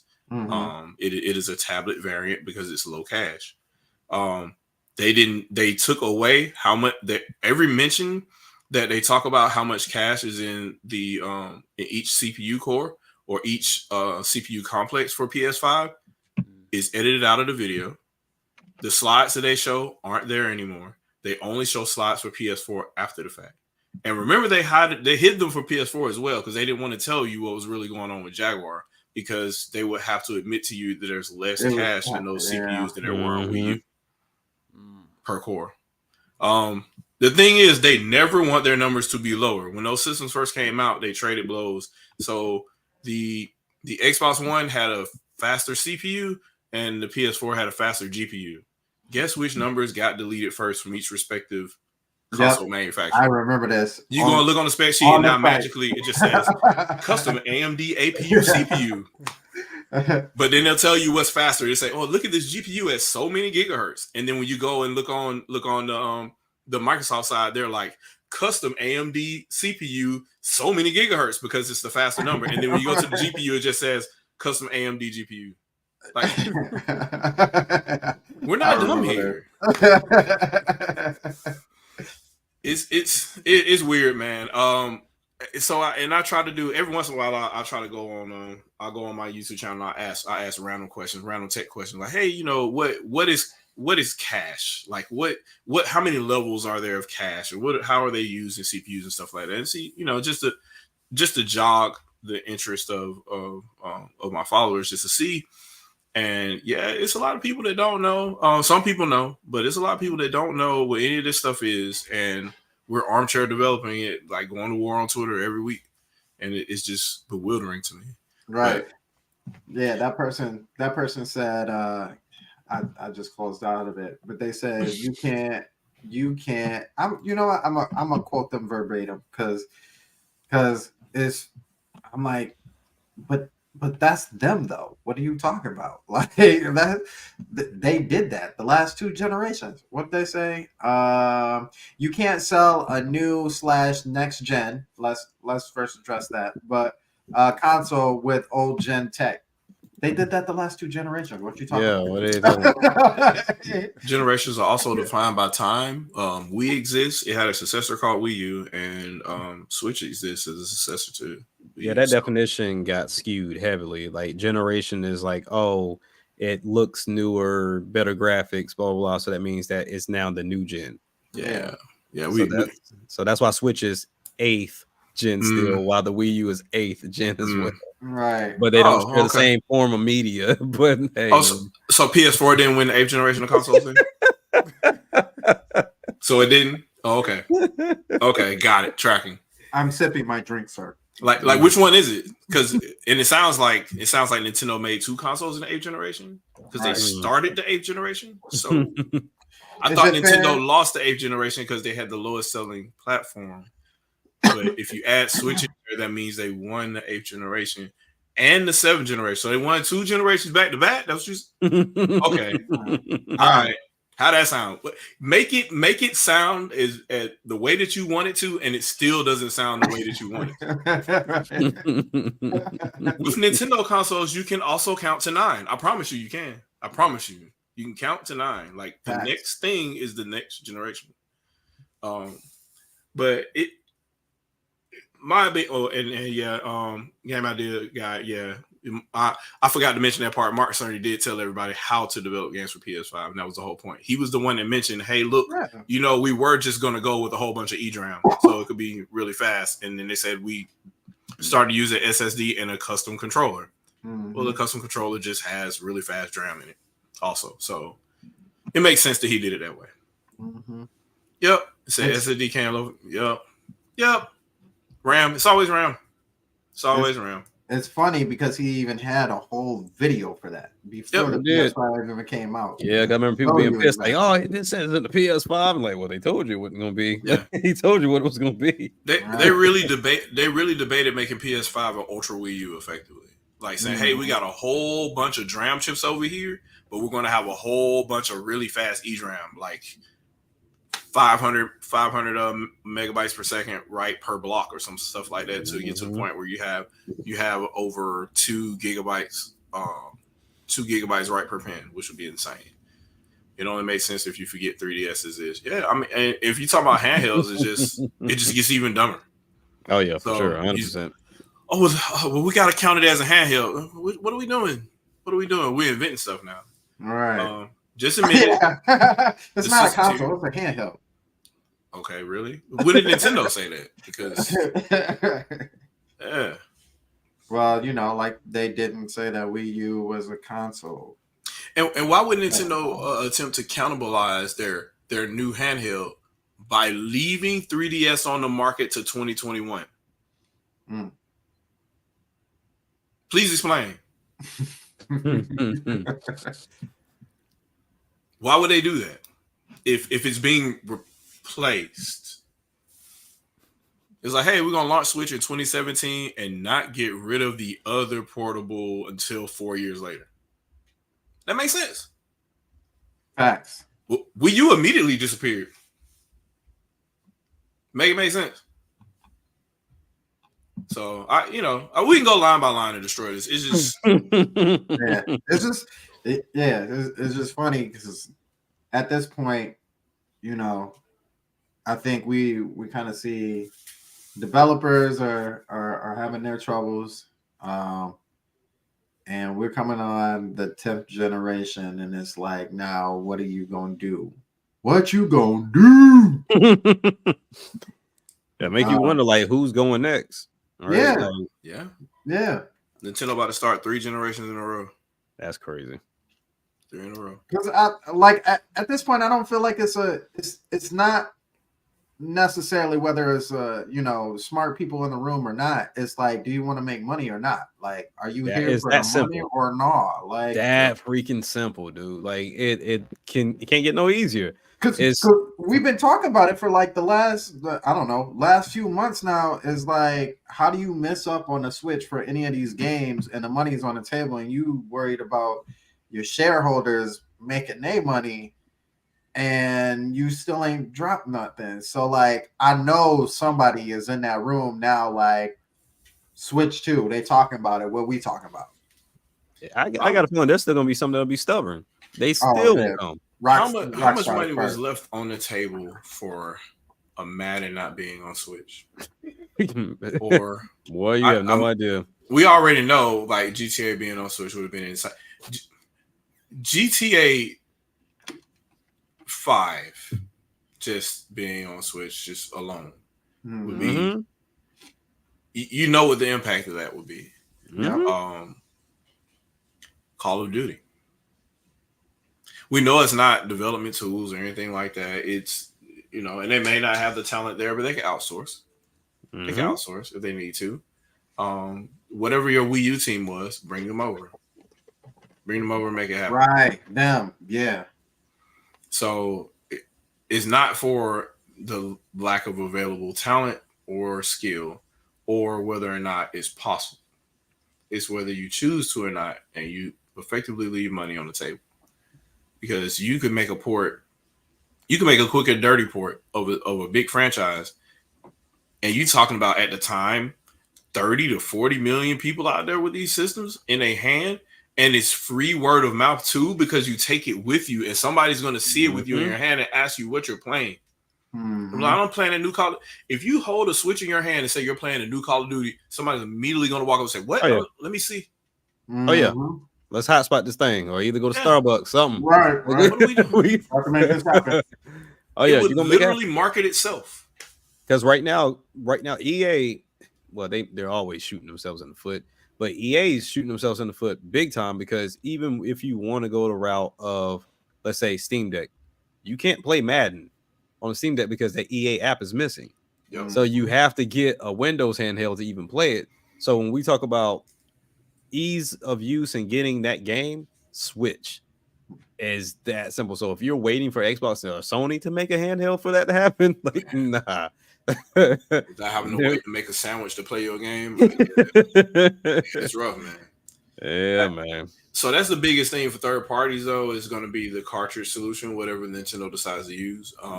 People, there's rumors about it being all digital. I kind of doubt that. I don't think Nintendo's going to make that leap. No. And That's too much money on the table. Like Macronix cannot talk right now. They're on a gag order right now. They're not making any public press announcements or anything. So they're obviously working on something, which means they're making new carts for whatever Nintendo's new system is. As far as capacity and all that stuff goes, I don't know. They have a newer extra RAM technology that they were working on right after Switch came out. I don't know how close to fruition that would be as far as bandwidth and speed and capacity goes. Their big thing is, and what people don't understand is, Nintendo is, like somebody mentioned in the chat, that Nintendo is very technologically oriented, but more in a way towards the consumer. So their thing is, hey, we want the highest performance. We want the highest performance per watt, which means low voltage. And also we want this thing to be available after your death. So we want that mass ROM to have a long longevity as well. So they make sure the die and everything else that holds data on the chip has a longer life. So that cartridge that you can't lick because it tastes nasty. Man, that was even a thing. Look, 7 years later, we still got Switches, right? That game that you bought in 2017, you put in there, still works. Whereas if it was just an SD card, your mileage may vary. And that's why they spend all that money for that custom technology. So, and when you talk about custom technology like that, nobody wants to talk about that. Nobody wants to talk about performance per watt. And I'm like, well, how do you go from the graphics technologies you do with new GPUs and new CPUs? Well, you increase performance per watt. So the new chip is better. So you buy a new GPU now with the same wattage that you use right now with that GPU, it smokes the older one. Like the older one would need like 400 watts to do what your new GPU does now with 100. So that is performance per watt, and that's what Nintendo focuses on. But nobody sees that as an advance. Right? They're like, I need the titty flop count. I need the. I'm sorry, I forget the rating of this podcast. I'm sorry, but I need the teraflop count, or I need the gigaflop count. It needs to be high because developers at some point said these are useful, and it means that I'll see graphics. And I'm like, a lot of those floating point calculations you'll never see those. You will never see them. They're hidden, they're behind, they're polygons being drawn that are cold. Like you never see them. They're deleted. Everything that is snapshotted and shown to you in a rasterized image is only a fraction of what's happening in the background.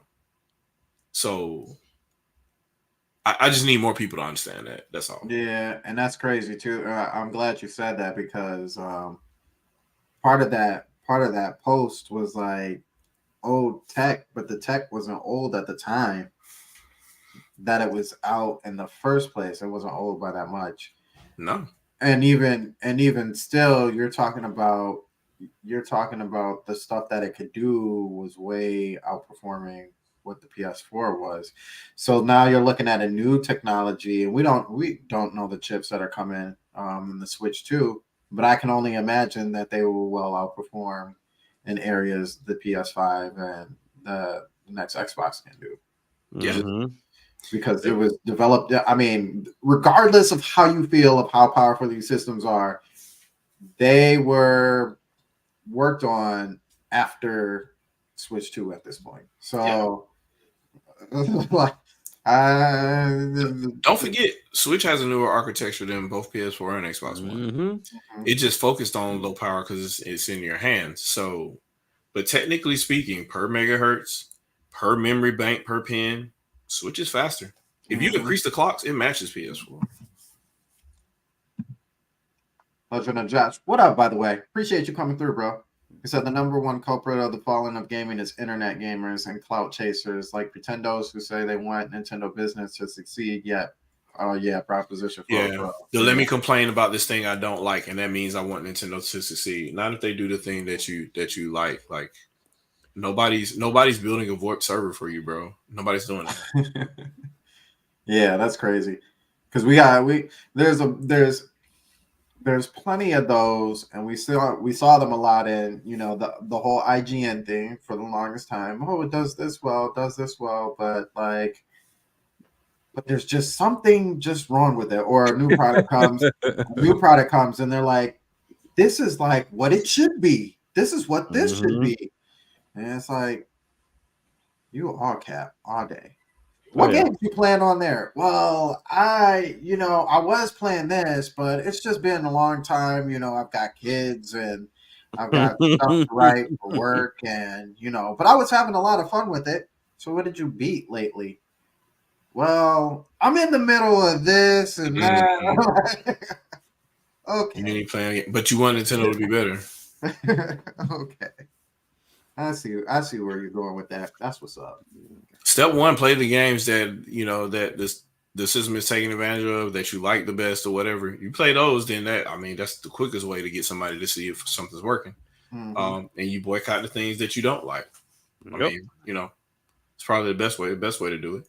I was gonna say, you know what happens when you boycott on Nintendo systems, especially if you get some more money. Yeah.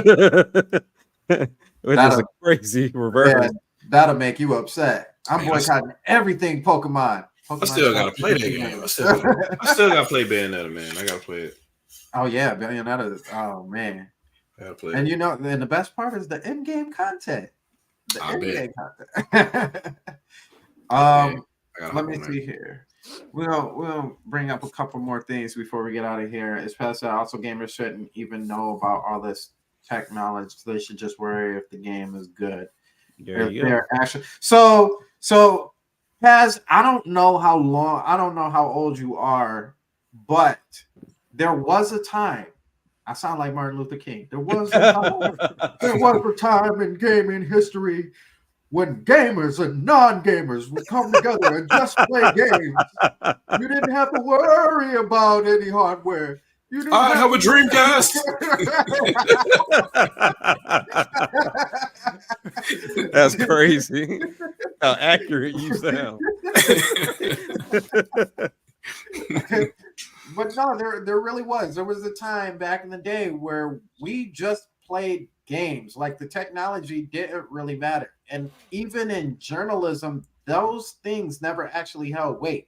You back then could tell me that and this is inaccurate, but you could tell me that a PS2 was stronger than a GameCube, and I'd be like, so I'm playing my games. You know what I'm saying? Like these days now is just like, oh, well, let me look into the technical specs before I play this game. I got to make sure that I'm getting everything. Is it running 60? It don't look like it's running 60. It looks like it's running 59.6. You know what I'm saying?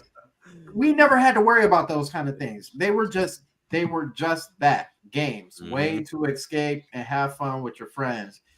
Man, that is exactly what happens when you sit in front of somebody who doesn't have a real vision. So instead, they want to throw buzzwords at you to make you believe something. Well, that frame rate is unplayable. I'm like, you sure? Because one of the greatest games of all time is Ocarina of Time. Also, GoldenEye and Perfect Dark. You want to see some choppy frame rates? Right. But college dorm rooms were full. Yeah. Absolutely. You would hit a key that boy would drop down to 2 frames. But I see and see unplayable though. Now I realize I feel like that was all for the effectiveness anyway. Like you go and hit something, you like, dang, he got smacked. Yeah, you slowed the whole game down, but you really got hit. Let's see. He said, I despise mid-generation upgrade of a console. Just stick to the console that you designed with making it, and that's what it needed to be. Yeah.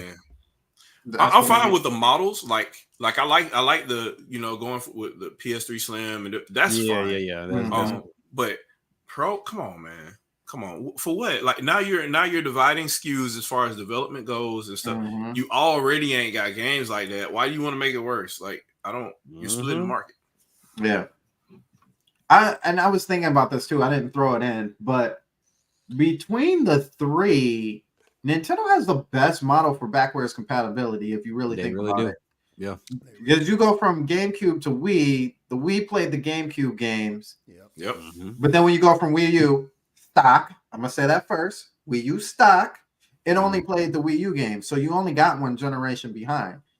When it moved out of that, now you've got the Switch. If you're talking to Switch 2, you really only playing one generation behind. They're not letting you try to do the multiple things. Yeah. When it came to the PS3, well, the PS2 played PS1, obviously. When it came to the PS3, Sony kind of you had to get a certain model. Yeah, that model, and that never lasted. Like that was a special model where you could play both of them. When they got to 4, they were like, nah. Yeah, those PS3s were crazy because they literally had the emotion engine inside of those. Like they just like, no, 1 + 1 = 2. Here's a whole PS2 inside of your PS3, and that's insane. But I mean, people bought them. Sometimes they broke, sometimes they didn't. But yeah. I got a cousin who still has one, and I'm like, and that's crazy. And he sits on it, and I'm like, bro, before this thing goes bad, I'm gonna need you to sell this. Like, that 80, when you really stopped and thought about it, like the 80 gig was crazy. It had the SD card slots, it could do PS2,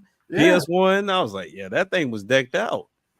Like, I was saying the OG one. The OG one was the 60. That was the one at launch that had everything, and that was the super shiny one. I wish I had that one. I didn't get an opportunity to get that one. I got the Slim the first day it came out. But listen, what you just said, a 60 gig console. Yeah. Those days are long gone. Long. I feel like we were going to get into the days of, in a way, substituting memory cards with SD cards. Of like, okay, now just go and put these SD cards in there for save files because games are huge. But I feel like save files going to get there pretty soon too. I mean, but on the save files, they're still relatively small. Some of them get pretty big depending on what the game is. Like Madden seasons are probably pretty big. Mortal Kombat's pretty big for whatever reason. But a lot of these save files, they're like, some of them are kilobytes, some of them are a couple megs. So, like at one point, you could transfer saves with your Wii remote from one system to another. So you might have a SD card with few games and saves on it, and then swap it out like that. Like, okay, I got all my RPGs on this one. I got all my first-person shooters on this one. I'll keep it above. My SD cards are mostly have games on them or screen caps. That's the majority. What I have a lot of video feeds, a lot of screenshots, and applications. That's it, really, for the most part. As far as actual data, like saves, in the cloud. It's in the cloud. I don't, and they're not that big. So, all right, Vito, we in there, brother. Hold on, I don't know why this thing be reading like that. Yeah, we in there. Okay, we in there, brother. Oh, with the LED behind the sticks. He grabbed it. He went ahead and grabbed it. It took a while to download, but because what I was looking at, because it was running kind of funny, but then as soon as I pulled it up, they was like, "Hey, get that 2K launcher out of there because it's killing the game." Like, so 2K has a launcher that literally cuts the frame rate in half. So you got to go into the properties and then copy into the launch thing to get it out of the 2K launcher because it's killing the game. So you just running the root executable now. Yeah. Wow. Yeah, but so far it looked good though. I'm about to hop in it, spend some time in it, see what it's on. Okay. I went ahead with the legend. I just went with the legendary package. I mean, for $24, you get all the skins and stuff like that, and then the DLC characters. That's all Storm. So I was like, I gotta pick it up. Oh yeah, you gotta get Storm. Her power set.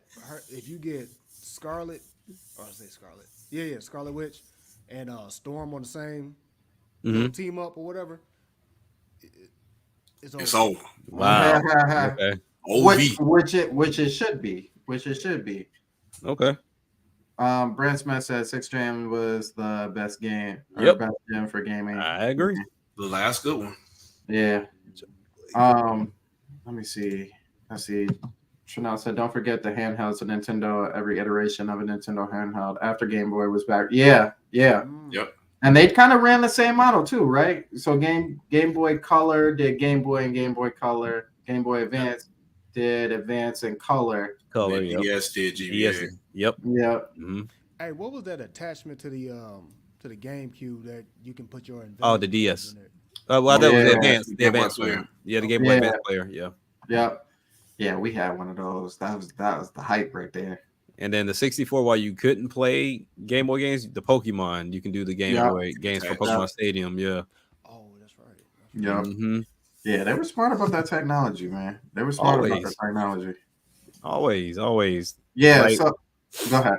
Oh no, I was just saying they want to bring you over from the last one, but there's no guarantee there'll be like a third situation that'll carry over. But I think those days at this point should be long gone now that they got their online stuff situated. Yep. So if you're digital, you should be good. But I don't know if they're going to keep this physical route going with the cartridge. But we'll see how that goes. Yeah, I think eShop is forever at this point. Mm-hmm. I mean, you're effectively supporting 3 systems now with the re-downloads, at least anyway. So 3DS, Wii U, and Switch. Right. So once those officially go away or whatever, it'll just be Switch and whatever its successor is, and whatever that successor will be. So yep. I see eShop holding on to a lot of stuff for a long time. We'll see how it goes. I doubt they start over again. It would take a lot for them to start over again, especially now with Switch Online. Yeah, right. and new web being the way it is now, like as long as you got good CDN partners, it doesn't matter as far as like having a site to host everything and then people getting to it. If you got a cloud instance somewhere that's able to pull data and stage it, you don't have to worry about getting hit too hard. It's just you make a deal with those people before you launch it on the first day. So hopefully we can get things going with the new system, and just that day they know they're gonna get hit. When the new system comes out, they're gonna get hit because everybody's logging on the eShop magically all over again, and it'll just be a thing. But I think they'll be ready. Yeah. We'll go from there, but Legend of Josh said instead playing games, they type favorite this Digital Foundry. Yeah. Spending most time on Digital Foundry to see if Digital Foundry likes the game. If they like the game, then I can't with that because that's appeal to authority as well. And I'm like, who told them that they were it anyway? And I've talked long and hard on the creation of that company, and how Eurogamer funds them. But it's just weird to me that's where argument will be moved. Well, no, you need to check this out. Why? What I'm saying is still sound. So, well, I'm looking at this thing and then it's giving me the result that I want in my answer. I'm like, well, are you paying attention to what's being said? Because if you watch it and you look at the data that they collect, it's going to agree with what I'm saying. And then there's a bunch of backtracking that if you look at some of the later videos now from Digital Foundry, they're kind of walking back all their old talking points now. Yeah. Now they're starting to talk about like, oh, is development being too heavy, or is it being too harsh on developers? And are we hitting a wall with next gen development? They're starting to talk like that now because all the buzzwords are not lining up to a real product, and they know it, and the people that fund them know it. So they have to kind of manage expectations now and try to walk back stuff. That's why we have all the stuff about the Switch, being more capable than we thought, and blah blah blah blah. And it's like, and it didn't help that Switch Pro was supposed to be around about 5 years ago now, right? And they got caught with their pants down on that. Well, they have to do it because they need to stay around and compete. And I'm clearly not. Clearly not. You make the games, people will come. Yep, there you go. Yeah, that's what we've been saying the whole time, but they keep spinning this technology thing because it's their buzzword. It's all they have. It's all they have. They don't have the games and the games that they do that stand the test of time that are recognizable, they don't promote them the way they need to. Like, you should be proud to say, hey, look, Ghost of Tsushima is exclusive to our platform. Like you should be like brandishing that like a brand that you have that's tied to you 24/7. It just bothers me that that's not a thing, because you have the ammo, you just choose not to use it and then lay off people after the project's done. That's so weird to me. Like, they don't want to do that. And if they did, they find a new team real quick to replace them to make sure that mascot or whoever has a place to live. Yep, facts. So if they believe in something, they're gonna back it. Splatoon, like Chibi Robo is still around. Like, that was never a serious project to begin with. And Nintendo's like, yeah, we're still gonna keep him around. We're gonna bring him around again. Yeah. Y'all want it again? Let's go. At this point, Nintendo got these devs like this.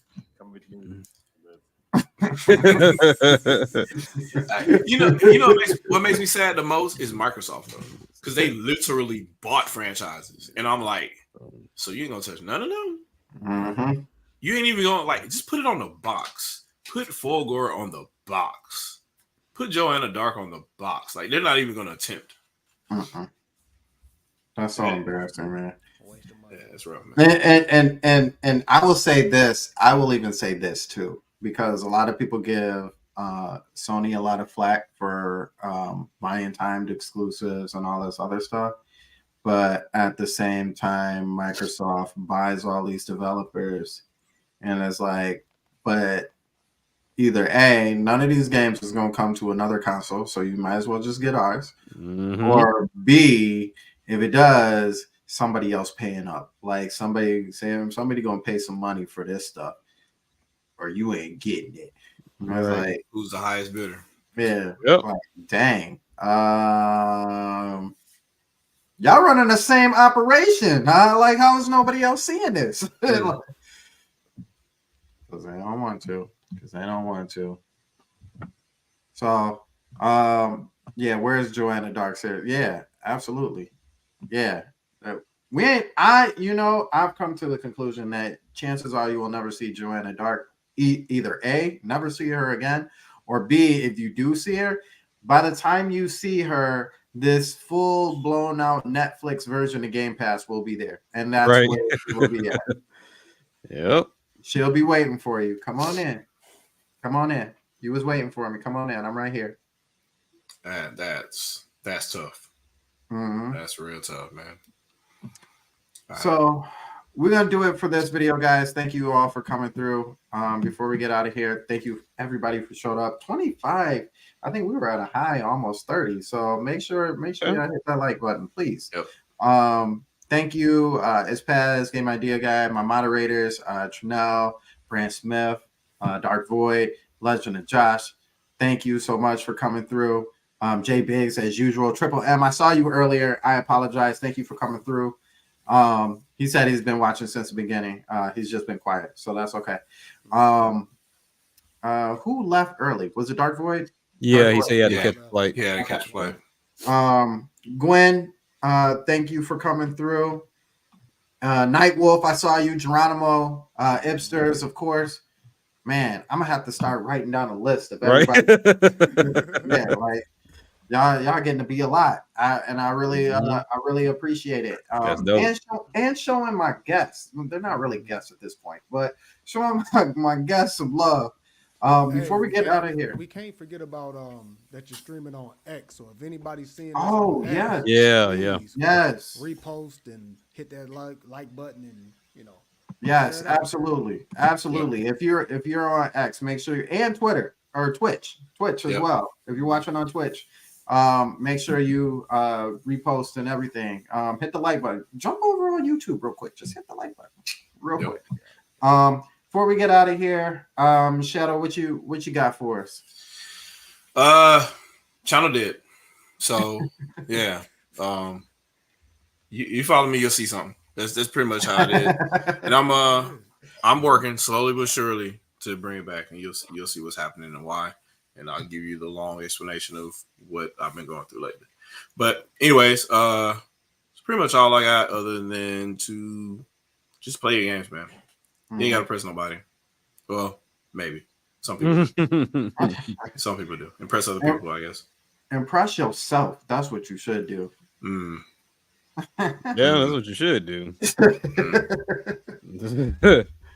All right, Jack, what you got? Man, I mean, still trying to figure out this whole streaming thing. It is not my best friend right now. So at this point, it seems like it's gonna have to take a back seat because I'm looking to move in May. So fingers crossed we can get this house under contract and get everything settled. So whenever I get that settled and set up, then we'll revisit it because I actually get to pick my internet provider at that location. Because in this apartment complex, I have to go with who they give me. So it is what it is. But doing that is on. I mean, putting that on hold. I mean, I got the game set up on the Odin. I mean, now I can do the same thing on the ROG Ally. And then also too, kind of similar to what Vito did. Yeah, I mean, make some suggestions for the crowd, like for games that people want to play. Like I never would have touched Midnight Sun, and even for this little tutorial, it seems like it's pretty dope. But yeah, I mean, definitely try that out. And then also from the music front, I mean, for most people, I mean, you know who you are, who I reached out to. My intent is for this 5-year anniversary is to do a compilation over the span of like all the albums. I don't know how many songs I want to put on there, and then try to cap out the year with this anime/gaming album. It'll be like 7 songs, so it's nothing crazy. So I mean, I've been brainstorming and seeing some. So right now is what is One Piece, Yu Yu Hakusho, Sonic, Mortal Kombat, I believe Dragon Ball. So like one song is Dragon Ball, Dragon Ball Z, and Super. So it's like 3 different beats. So it'll be 3 different songs. So and then Mystical Ninja, and then also Spider-Man. So I mean, looking at 7. So I got like what 3 done with just my verse. With these songs, I'm only doing 1, and then I'm passing the ball to whoever I have doing the features. So I'm not trying to do too much on it. This will be my first iteration because I mean I've always seen the ones that you guys put out there. One of the big things that sparked it off was of course TJ. And then VG Mobster reached out to me with a project, which I'm not going to say here because I don't know if he wants that out. But we just did a project. So I'm like, okay, I'm going to try this idea of like kind of doing it from the perspective of like gaming and see how I like it. But I mean, it's been pretty dope. I mean, so I put up a snippet the other day on Twitter for the One Piece one. So just wrapped up the one for Mystical Ninja as far as beat is concerned. But yeah, I'm looking forward to it, man, for sure. So if y'all know anybody or if y'all send anybody my way, for sure, send somebody my way. Yeah, I was thinking Hunter across Hunter. Yeah, I was thinking about that too. So I mean, I could add some more stuff. I get in my bag sometimes. My girlfriend to tell you I'll have something set and then it'll change within 2 weeks. So we'll see. so it just depends on how we go. It is what it is. But yeah, that's all I got. Yeah, definitely go check out Jack's post for that. That's hotness right there. For the One Piece. Definitely go check that out. Thank you. Vito, what you got up for us? Trying to see if I repost that. But yeah, so every Thursday and Friday, except this last Thursday, I didn't have anything I could think of to play, so I kind of just sat down or whatever like that. But every Thursday and Friday, the Vitoverse and Vito variants. Of course, Saturdays here on the Sandstorm Show, aka the Stormcast. And yeah, that's it. We on our road to 200 over on that channel and road to 500 on this channel. So please hit that subscribe and like buttons and comments. You know what I'm saying? Yes, sir. Yeah, thank you, Josh, Legend of Josh. Appreciate you coming through. So you know what it is on the channel. Stormcast every Saturday. We did it at 7 o'clock today because I have to do something very early tomorrow. But I appreciate you guys still coming through because I was 2 hours ahead of time of which we usually go, and it looks like everybody still came through like they did. But normally at 9 o'clock is a Stormcast. We talk about everything, of course, because that's why you guys are here.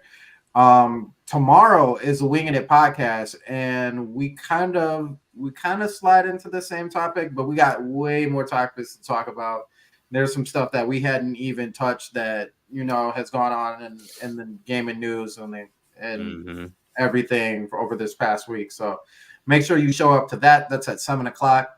And then Monday comes around for the Jill podcast, which we didn't do last week, but I guarantee you, because of everything once again that's came this past week, we'll have a more in-depth conversation there as well. So Yeah, make sure you subscribe to not just here, but all the whole family, the whole Winging It podcast, Mhm. the whole family. As well, you don't often see Noto on here, but make sure you go and subscribe to Noto Kayui as well, as he gets his channel off and popping. So, other than that, we are out of here. Thank you guys so much for coming, and we will see you guys tomorrow. BIPOC streamer. Oh, Yep. yo, BIPOC. I should have said this at the beginning when there was Yeah. more people here, but yeah, BIPOC streaming awards. Oh my gosh.